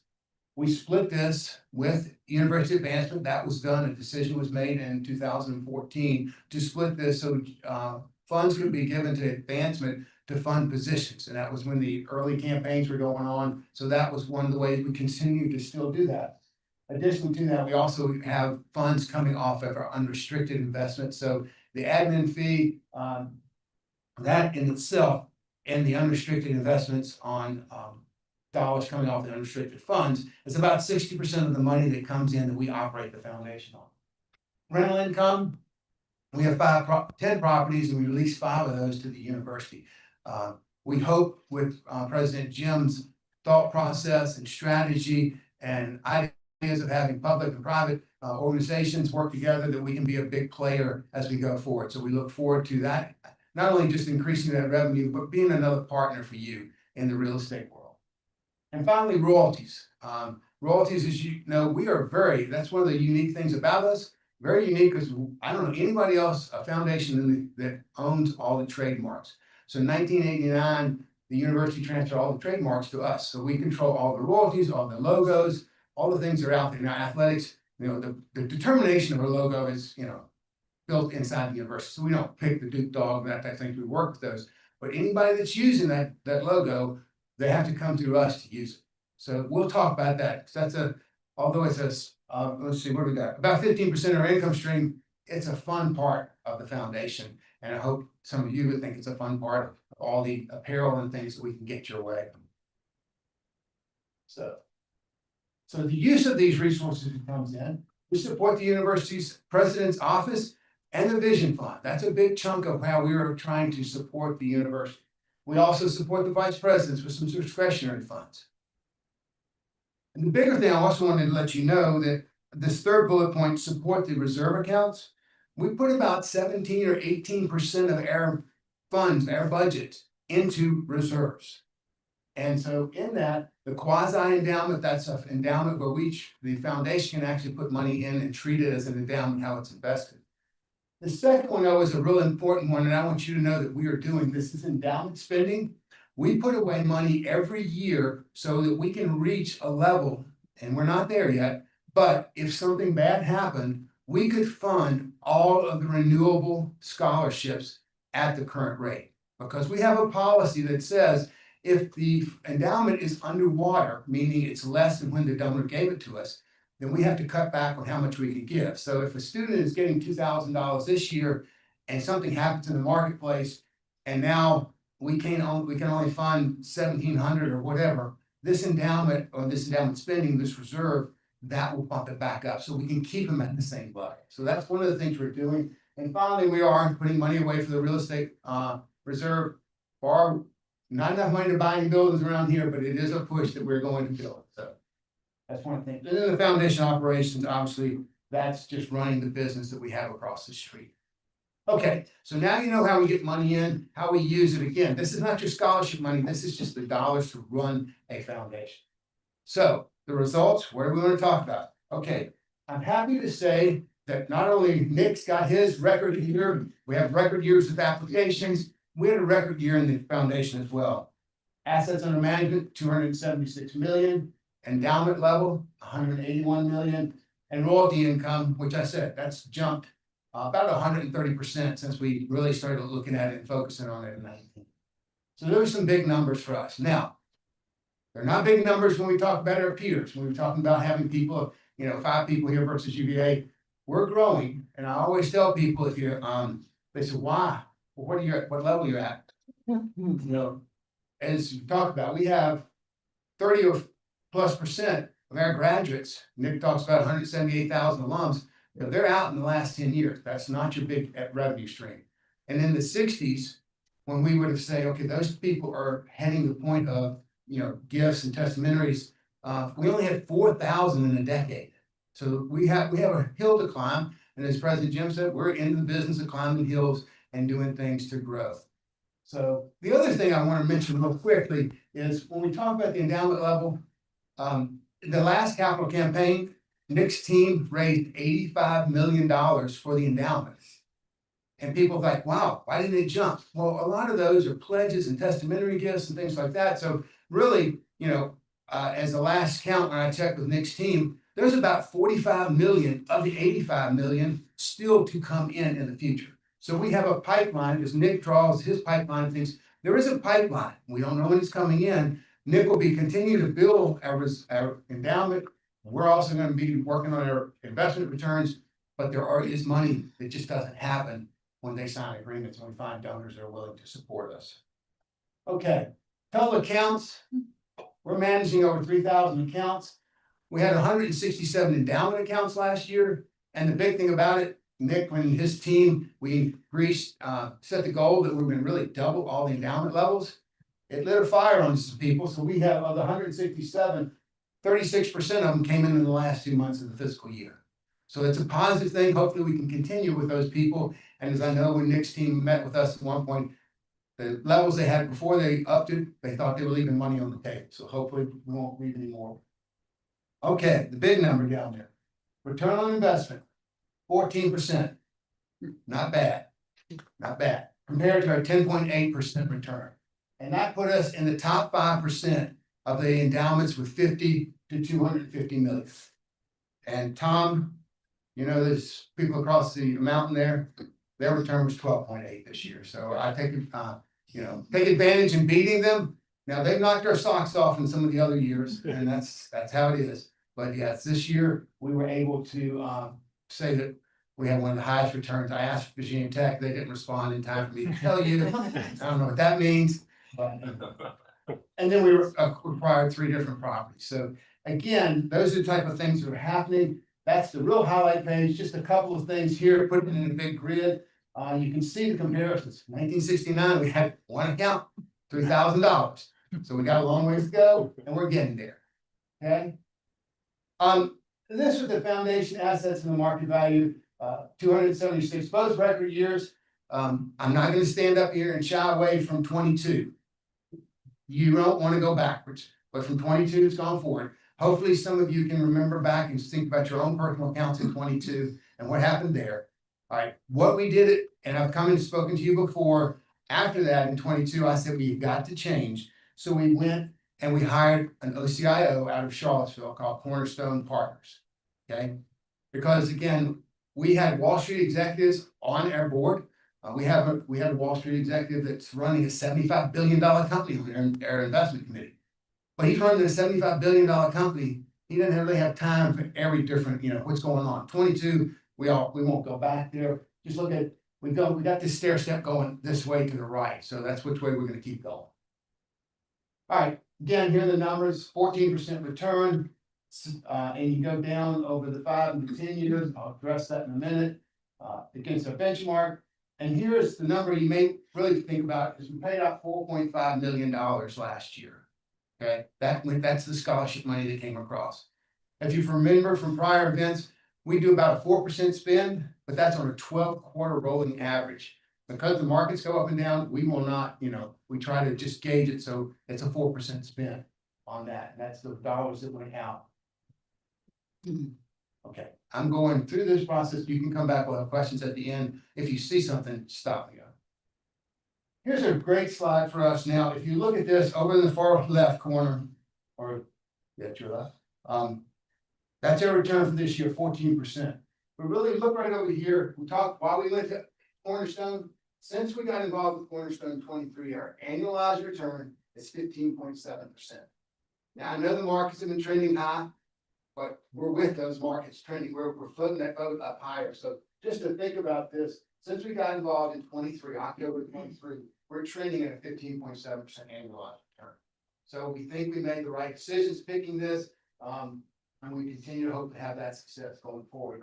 And then you see the exception 7.5, and since inception 7.5, and that really is our goal. When we talk about what we should get, we need 4% to spend. We need 1% to run the foundation, and we need some money left over for inflation and also just to grow the endowment. We don't just be consistent at the top. Warren, quick question. So that 4% spend, is that just based on the growth year over year, or is that total endowment spend? No. We take and if you had an account, we would take what your account has done over 12 quarters, and then we multiply 4% times that.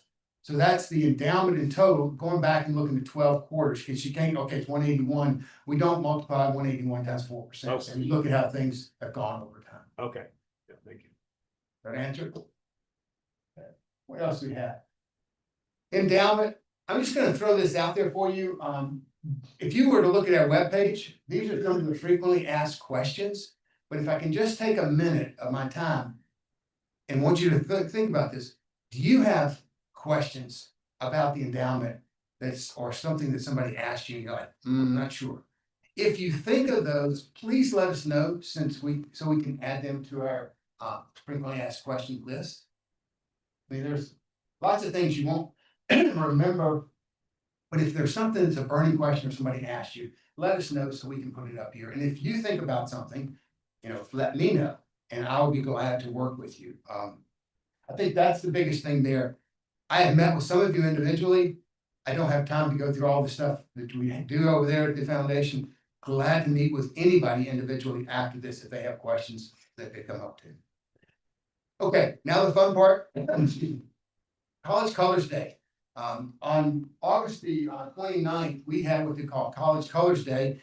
And at that day, we tried to make sure everybody was wearing purple. So we had two great, although we had a record year in royalties last year, this year we started off with a bang. We brought in 2 new products in the bookstore, which are called Lululemon and Robath. And so in one day, we sold 40, let's see, on the Thursday afternoon, we let some special guests in. And there was $48,000 of Lululemon bought. And thanks, we want a special shout out to Matt Rohn and Tim Miller for their purchases for their wives. They made some good points. We appreciate you. We appreciate you. But that weekend, then on Friday, I've heard of people camping out for concerts and stuff. We had ladies camping out at the bookstore overnight to be there when the store opened on Friday morning by Lululemon.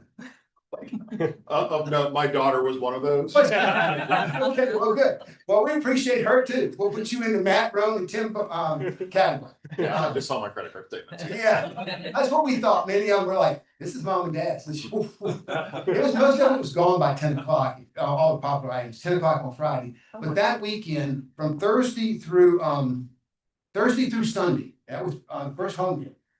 Follett in the bookstore sold $426,000 of apparel and items in there. Is that a And record?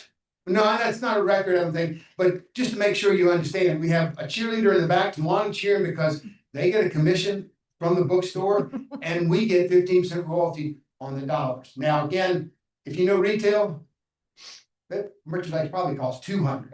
Yeah. 200,000 and they sold it for 400,000, but so we only get 15% on, the wholesale price. But that was a great day, and you see our guest star right in the middle, President Jim. He was there talking to the students, and we just appreciate his partnership with us. Trying on his busy calendar, you talked about how many people he thinks he's been, but for him to be on our calendar for that hour that he came down, he talked to the local media. Did he camp out overnight? He's got a lot of places. He may have been camping out someplace else with a legislator. I don't know where he's going to see. But no, I did not see him. I did hear a statement, President Jim, he saw a picture that day and he just said something about it. It was wasn't very gender diverse that day because it was just lines of ladies trying to get into the bookstore. I don't think any guy spent the money. The pack, well, here are our goals for next year. Obviously, they're the same as most. Hey, Ron, real quick, back to Jose. Obviously, we saw the success of Lululemon and others. What other potential opportunities do we have to continue to get more royalties, more partnerships? Like, what is the foundation doing? Obviously, since y'all in the right to be more aggressive and active in getting more partners involved. Yeah, I'll make one statement, make sure clarification. If it's a sponsor, it's not like an athletic sponsor, so that goes to another group. But if it's a brand, which you're talking about, we're always trying to talk to different vendors. We're really, as we talk about name recognition, we're getting that right now because Lululemon really wasn't interested until we got, more people looking at us.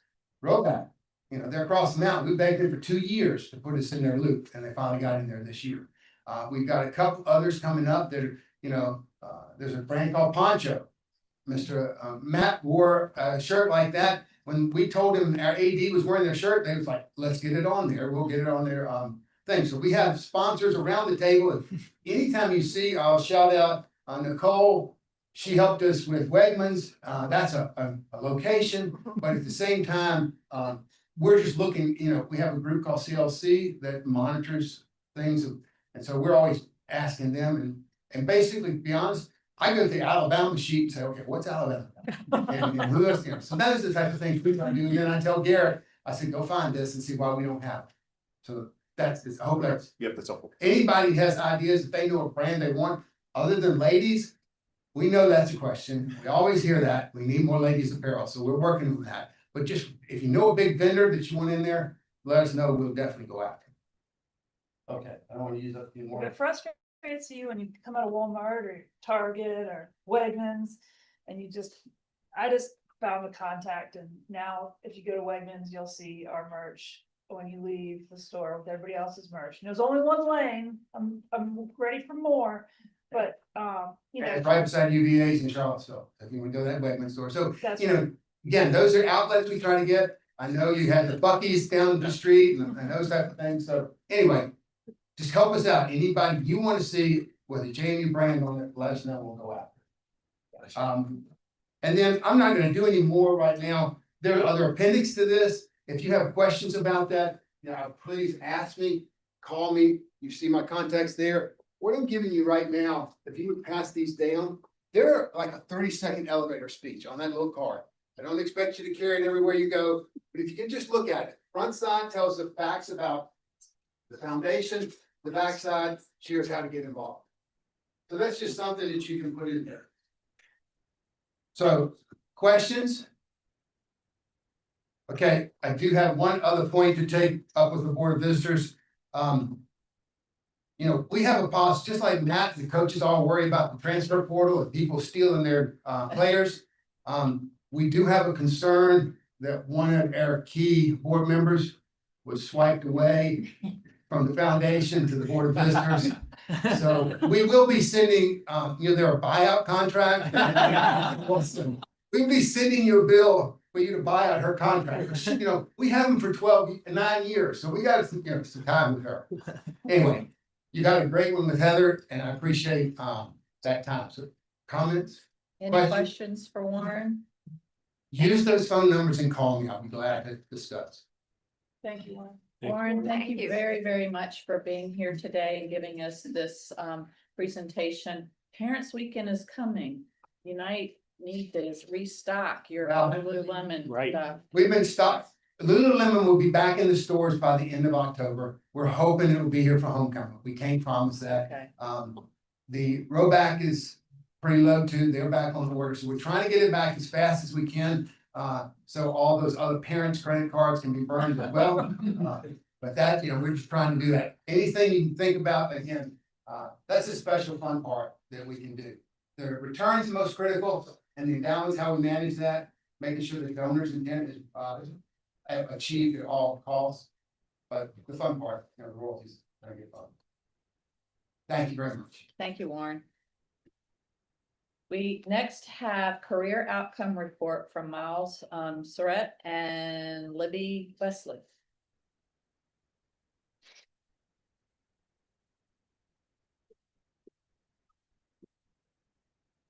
Alrighty, members of the board, President Schmidt, thank you so much for the opportunity this morning. We come with wonderful news to share about how our recent graduates are doing. My name is Miles Surratt. I'm an Associate Vice President of Student Affairs. Hi, everyone. My name is Libby Westley. I serve as the director in the University Career Center. All right, so just a quick overview of where we're headed. I have the enviable task of talking through some terminology first, and then Libby's gonna talk through the class of 2024 data and do some visualizing of how that compares to our peers. Then I'm going to talk about how our recent graduates are impacting the community and the Commonwealth as a whole. Libby's then going to talk about work-based learning experiences at JMU. And then we're going to have a discussion where we're going to ask for your expertise a little bit on how we might be able to grow those opportunities. So career outcome, for those who are new or a quick refresher who aren't thinking about college jargon on a regular basis, a career outcome is a nationally normed concept to help us be able to compare how our graduates are doing afterwards in relation to our peers. And so an outcome, the time frame that we're looking at is the 6 months after graduation. So if you look at the 4 graphics here, these are the things that would be determined an outcome. So if students are working after graduation, they're completing a long-term internship, if they're engaged in military service, or they are enrolled in graduate school. So generally speaking, we believe that an outcome is a positive thing. We want our rates to be high because we want our students to be doing that and contributing back. There are, of course, completely normal reasons why students might not have an outcome. A gap year is a common thing as an example, but the students who do not have an outcome are those who are still seeking employment, still seeking graduate enrollment, or perhaps not seeking employment. So those are the things that we're looking at in terms of not having an outcome. So that's the language that we use here. And with that, I'll pass it over to Libby. Operating the clicker is never my favorite part of the presentations. So this slide here is kind of the overall view for the class of 2024. And so of all of our graduates, the bachelor's and advanced together, we have 95.2% that had a career outcome. If you look at the gold line in the middle there, that shows the comparison between the bachelor's and the advanced degrees in outcomes. You'll also notice that we have more advanced degree graduates going into the workforce, so we have more bachelor candidates going into additional education.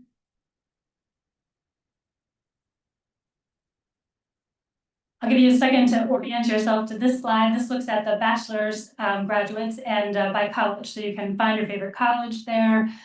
You might also notice which of our colleges, the biggest colleges, those are the ones that are having a significant impact on the overall outcomes rate for the university.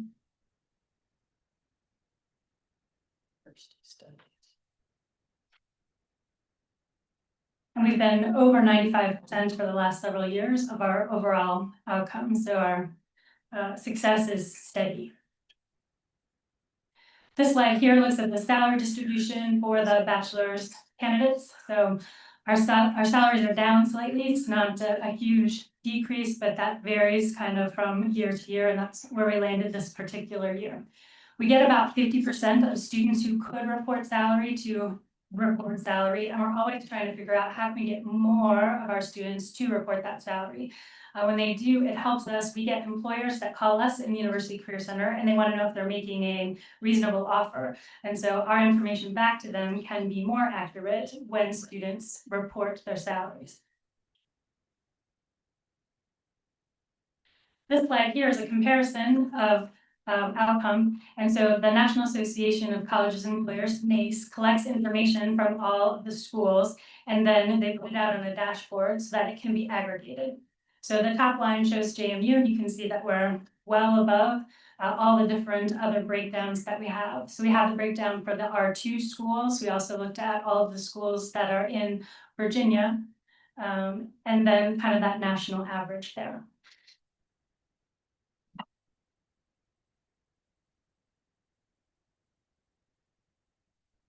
All right, next up are advanced degrees. We have fewer of those than we do have of the bachelor candidates there. And again, I'll give you a second to look and find your favorite college on there, see by size which ones are biggest and smallest.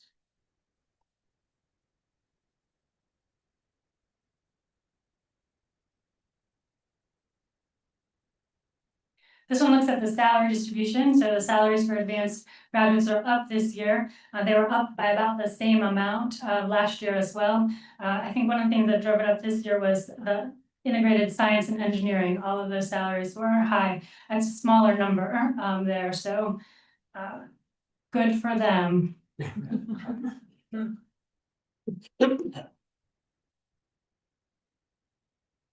Alrighty, so looking at community and Commonwealth impact specifically, so we'll start with the basics. So how many of our graduates are working in Virginia after they finish? And the gold bar on the left here will show you that the clear majority are here in Virginia. So we are almost at 66% of our graduates working in Virginia. And just a sort of quirk of how we report this. So this is specifically about where they're working. Anybody who's familiar with the sort of fluid nature of the DC metro area, you'll see that we have two other local folks, the District of Columbia and Maryland there. So we likely have some taxpayers that would bump up that number a little bit more too, if you count where they're actually living. One thing that I would note here is this data is not necessarily reported in a very clear and concise way by other colleges, but the last report that I saw from 2022 would show that this compares very, very favorably to our peers at UVA, Virginia Tech, and William & Mary, who are either at or below 50% in terms of placing back into Virginia. So good to see JMU being such a solid investment for the Commonwealth.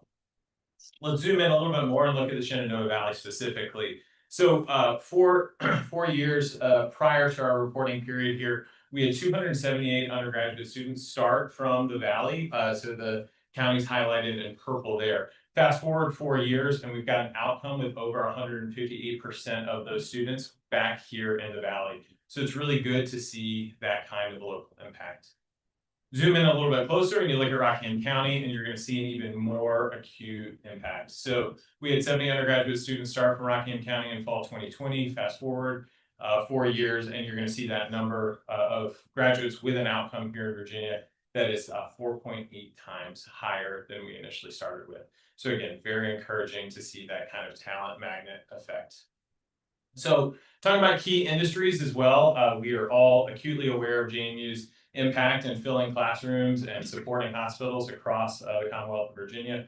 And so we thought we'd look at the last 3 years and look at sort of the totality of that impact with these industries.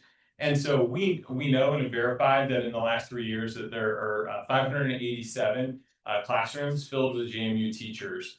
And if you look here on the right, you will see, well, my right, your left, I suppose, you will see the top places for those teachers. This is something that I'm always just so proud to be able to report on. And it's, personally very impactful for me. My children are here in Harrisonburg City Schools, And their lives are made better on a daily basis by JMU educated teachers.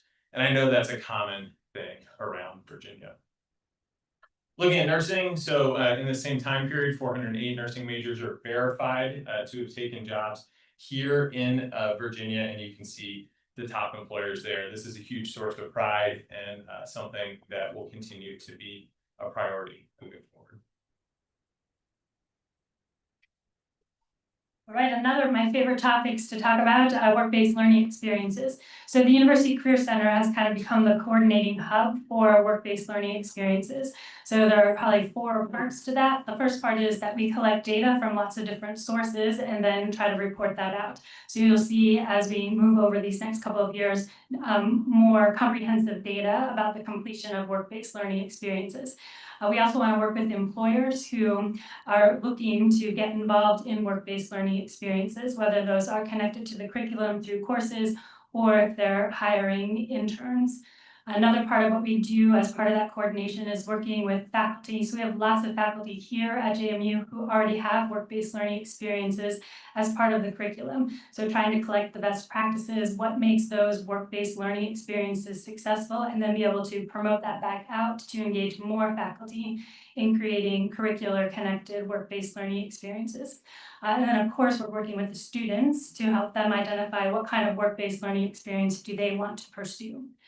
So you've probably seen our definition of work-based learning experiences here at JMU before.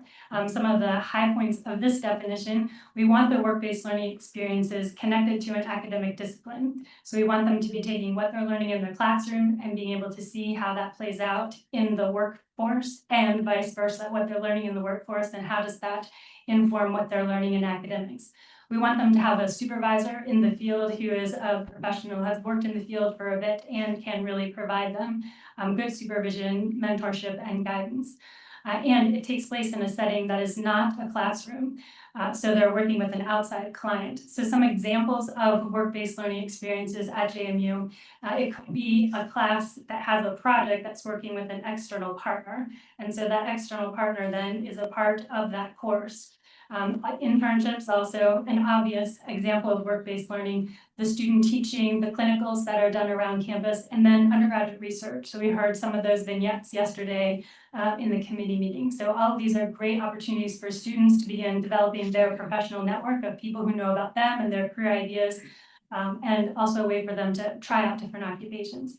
The earlier we can engage students in work-based learning experiences, the better. So when I meet with parents at orientation, I always tell them the summer between the first and second year isn't too early for that work-based learning to start. The coordinating hub in the Career Center is also in partnership with the Presidential Advisory Committee on Work-Based Learning. So one of the tasks of this committee a couple of years ago was to go out and talk to all of the AUHs and find out which of their courses are work-based learning experiences or which have those embedded in them. And so now we're able to run enrollment data on those and see what percentage of our students are engaged in work-based learning that's curricular, connected to the curriculum. So we've got 27% of students, and that was just one academic year. And what I like about that list, you can see we've got first-year students that are engaged in that as well, and we have things happening in all of the different colleges.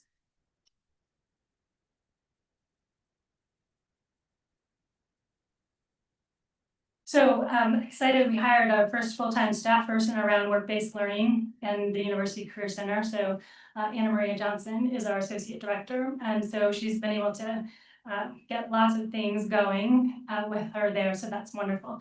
Today she starts, so we have a faculty cohort, so we accepted applications and have about 9 faculty members who are going through a semester-long process to create a new course or to revise an existing course and incorporate a work-based learning experience as part of that. And so they'll be meeting as a cohort and working through that process together. We also have some smaller faculty grants that we'll be giving out as well for faculty elsewhere who are doing work-based learning experiences. So it's great to be able to be working with the faculty, and we're hoping to, again, keep collecting those best practices to get more faculty to do that as well. one of our main jobs is trying to collect information on the completion of work-based learning. And so we've contracted with a system called 1220. And so students we're asking them to log into 1220 at least once every academic year and report the completion of their work-based learning experiences. So that campaign kind of went live this month. And so we're looking forward to getting good knowledge rate. PAIR also does a senior compass report, getting the graduates to report what work-based learning experiences students did over the course of their 4 years. So we're very grateful for that because that will give us our most comprehensive information. But ideally, we collect that information as students are progressing, and then we can identify which students haven't had a work-based learning experience and how do we engage them in that. But we can only do that if we get that information as we're going. So 1220 is our system to get the information as students are making their way through the place. And JMU, one of the biggest employers in the region, and we have lots of students who are working on our campus. So we'll also be launching some work to elevate student employment here to work-based learning experiences. So we have a toolkit that will be published online that has some ideas, suggestions for how supervisors can have conversations with their employees about their experiences and help students be connecting what they're learning in their classes to their student employment experience as well. And we'll also use that as a guide when working with employers off JMU's campus to help them create work-based learning experiences. So we can see the impact of work-based learning experiences on the outcomes. So in the First Destinations Career Outcomes Survey, we always ask students, we've been doing this for the last couple of years, how many work-based learning experiences did you have? And we give them the laundry list of options there. So this is student-reported information. But you can see if you look at the gold line there, that the overall career outcomes rate increases the more work-based learning experiences students engage in during their time at JMU. You can also see that the more work-based learning experiences generally increases the likelihood that they're in the workforce.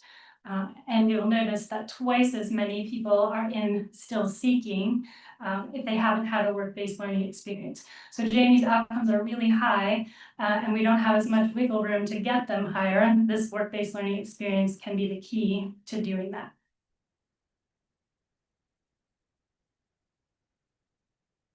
Alrighty, so Libby made a really compelling case there about the importance of work-based learning and how this is definitely an area that we can continue to grow in. So we wanted to ask for your expertise and get your thoughts. So in thinking about your own professional journey, in your experience with things like student employment or internships or clinical placements, how can the university grow work-based learning experiences for our students?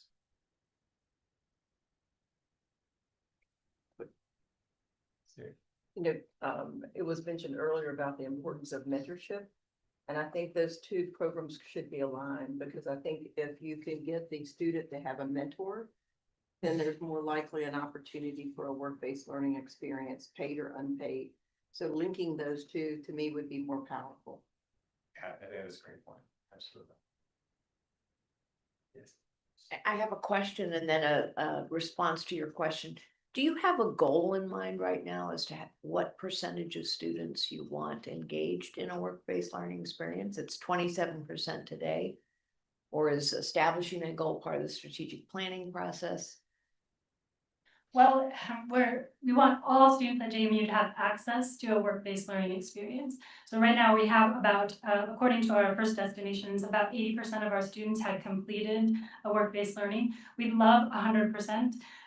So that's our aspirational goal, and we'll see how close we can come to that. You know, the individual circumstances sometimes affect that. Yeah. But This is something that President Jim and I have talked about, and I'm sure he's talked about it with many others as well, but there are all kinds of problems in all kinds of places. It doesn't have to be a for-profit company. It could be in a community, but getting students with a mentor or a supervisor guide to focus on solving a problem is a huge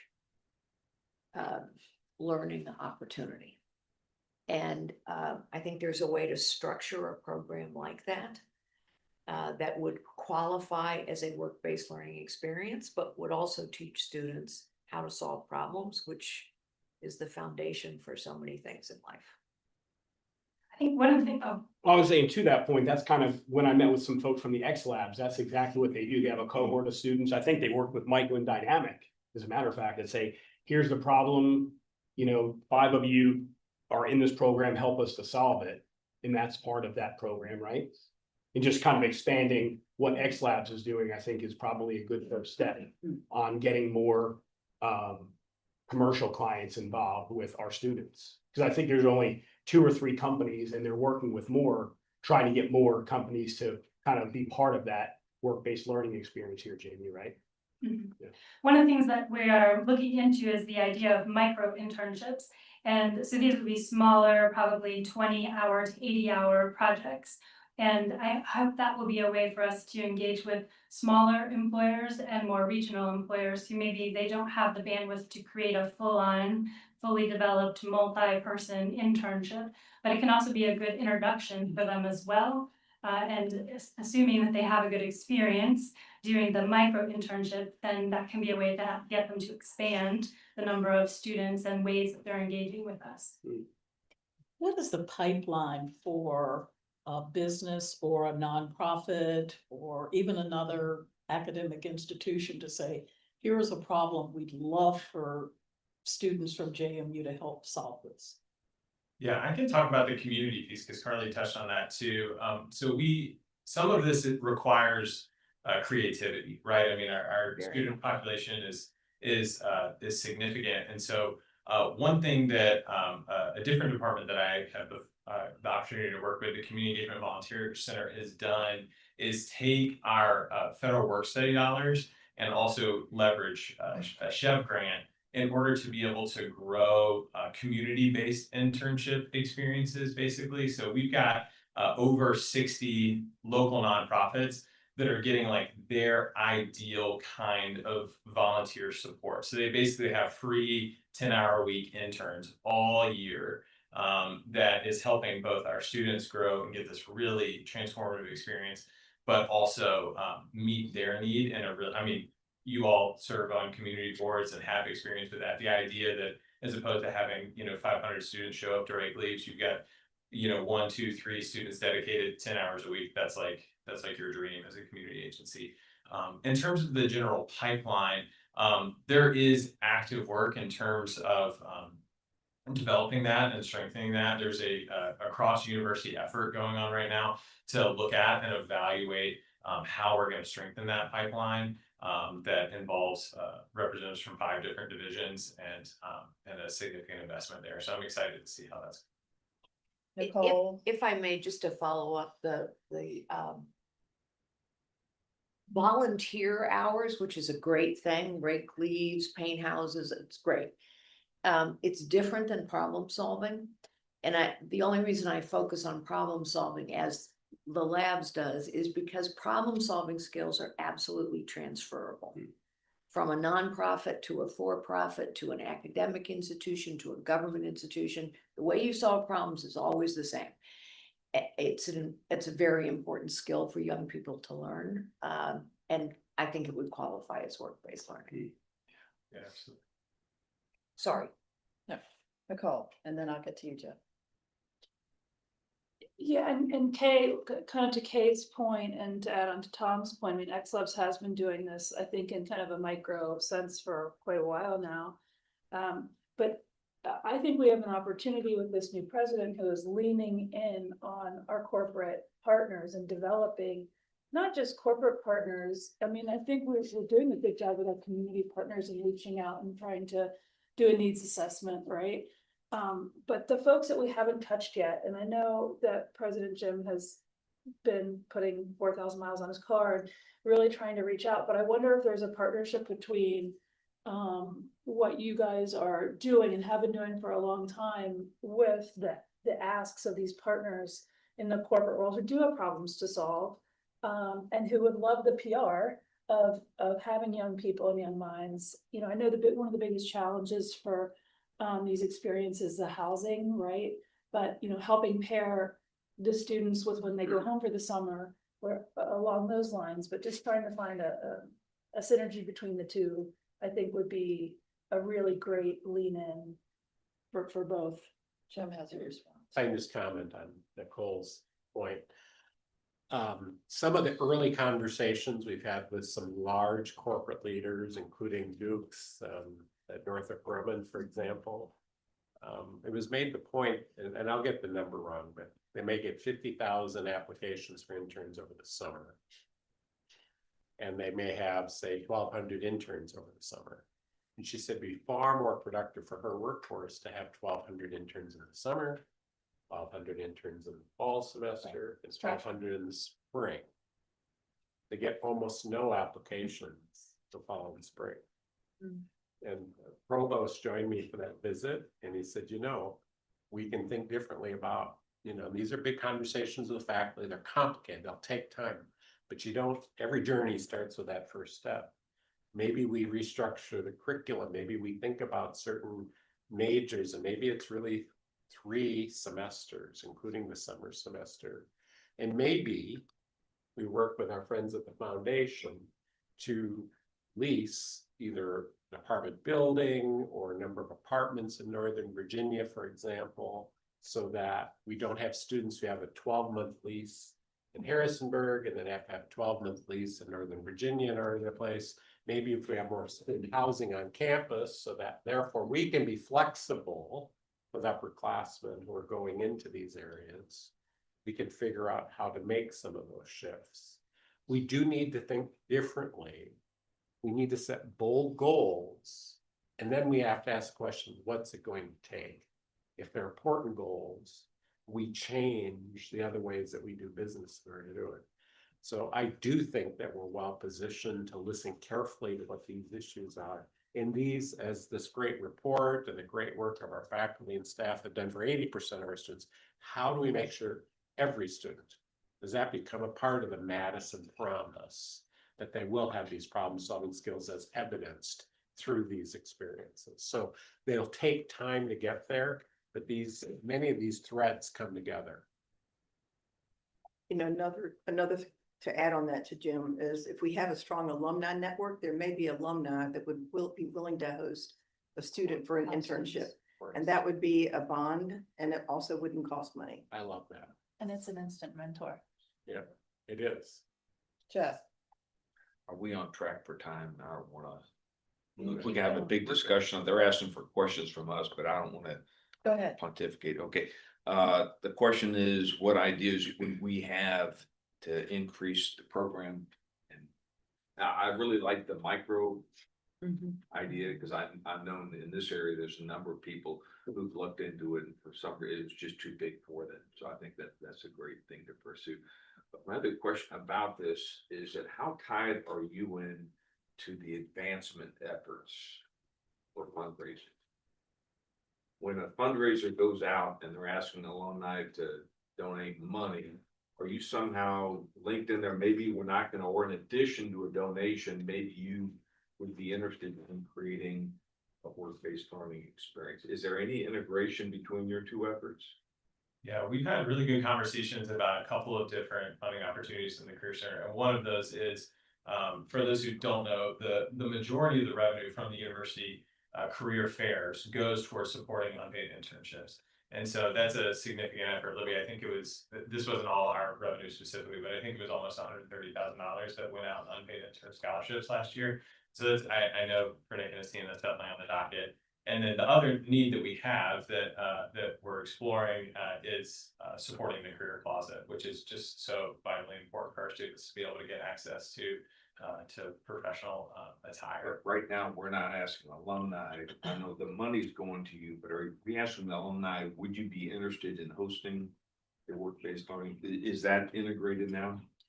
We've presented to the advancement team a couple of times, and so we always, encourage them when they're out recruiting to mention, jobs and internships, because that is kind of the pipeline, and that's a lot of where the students and the employers get their first look at JMU. And the employers are usually very excited and very, very satisfied with their JMU graduates. So that's kind of like the open door there, and then, the rest of the university can take them further. So, but it definitely needs to be kind of moving from advancement through and around and with all of us.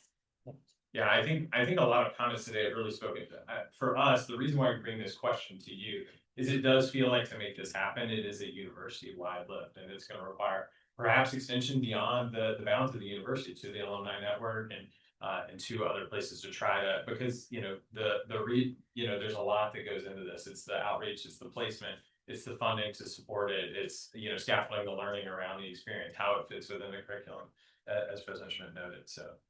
It seems like the approach might vary by discipline. You look at, for example, engineering, I'll give you an example. Engineering, a lot of schools, you go to an engineering school, you're expected to take a semester off school and go work in the fall.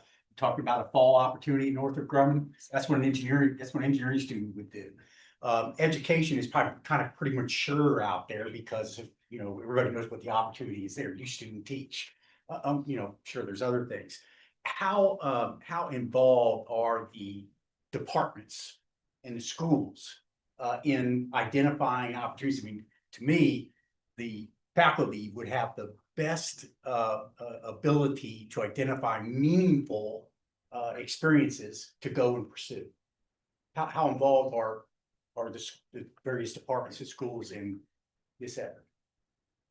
I mean, they're critical because if it's gonna be connected to the curriculum, the faculty are the ones who are, you know, responsible for that. Yeah. So, and we're always trying to increase the number, you know, who are faculty, how do we know who faculty are working with? Because there are ways that perhaps we could help expand the kinds of opportunities that organization is sponsoring. And then it's also helpful to know like what types of employer partners or what kind of projects are the faculty looking for. So it has to be a joint effort on all fronts for that. Just a second, Nick, you wanted to? Oh, yeah. Jeff, I just appreciate your question, and in philanthropy engagement realm, we have both development officers who are out meeting oftentimes with C-suite individuals, and it used to be that everybody wanted to come back and speak to a class. But if you look to the provost, he'll tell you that, you know, faculty usually have a pretty firm syllabi, and inserting someone, you know, into that syllabi takes a lot of nuance, and it's a heavy lift to bring people into the classroom at that scale and volume. And so the next thing that people tend to be really interested in is maybe hiring an intern or mentoring a student. And so those are great opportunities to engage people in addition to their philanthropy through involvement. We also have a corporate and foundation relations office that's part of philanthropy engagement. And so they're working regularly with corporations. So I think there's a lot of opportunity with the new CRM to start getting the relationships that are happening with Libby and Miles, you know, into the same system that's talking with the relationships that are happening with the colleges and that are happening with athletics and they're happening with philanthropy engagement. And so we're all partnering right now on a business and industry working group to try to synergize more of those efforts because we see the opportunity they're talking about. Great, thanks. Nikki, you had a question? And Reddy, I didn't say that. Yes, I'm curious how much data we might have on where students are being employed. So we have data saying, you know, 96% of students are employed coming from this. And we know teachers are at this public school, we know nurses are at this.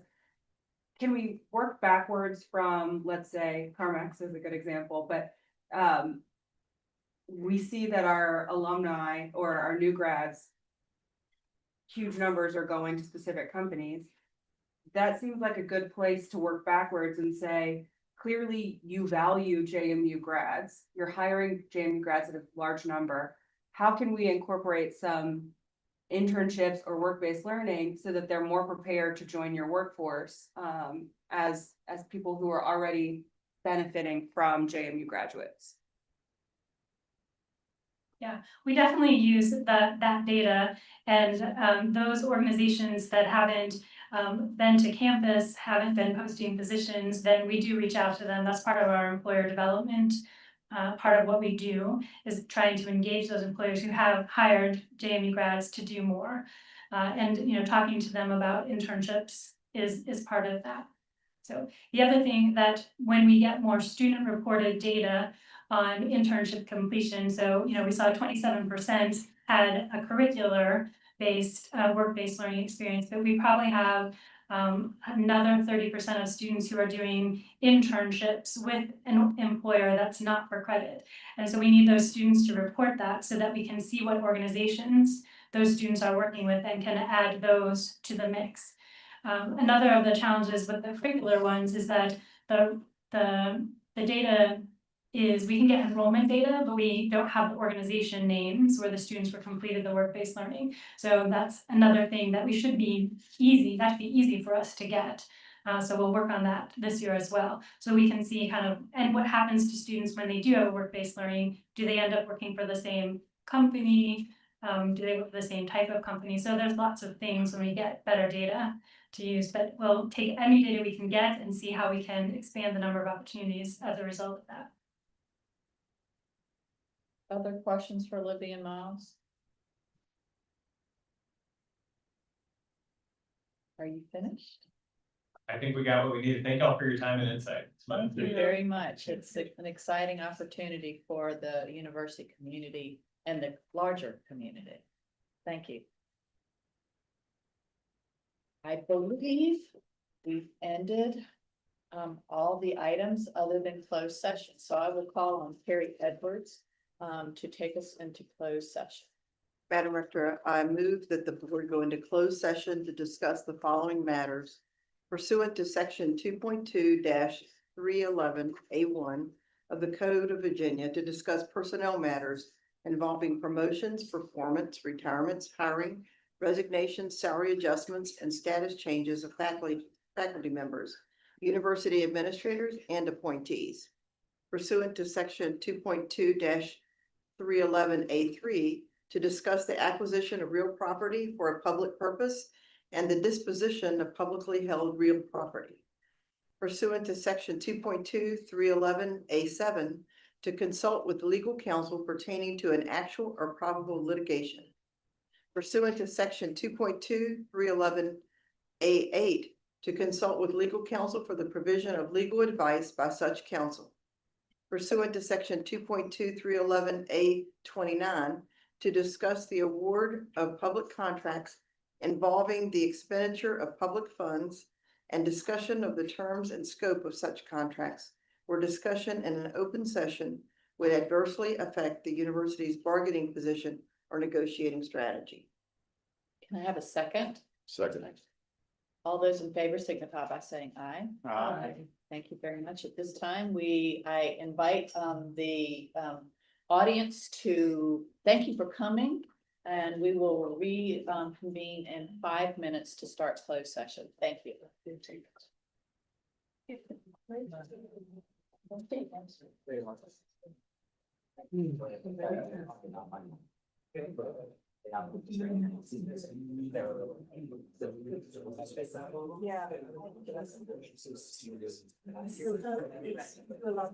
Yeah.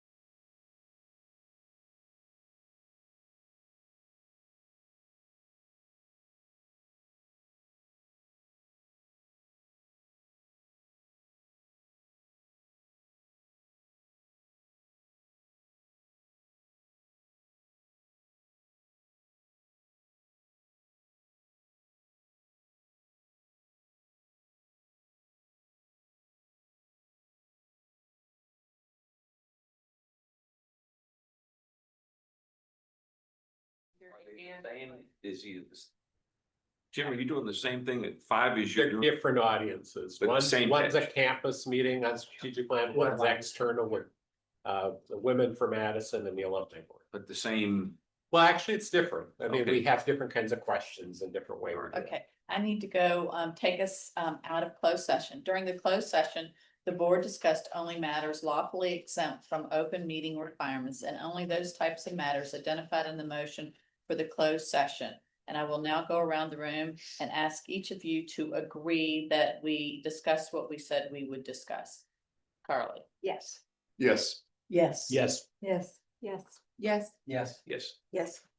Thank you very much. I now call for a motion to approve the personnel action report reviewed during closed session. So moved. Second.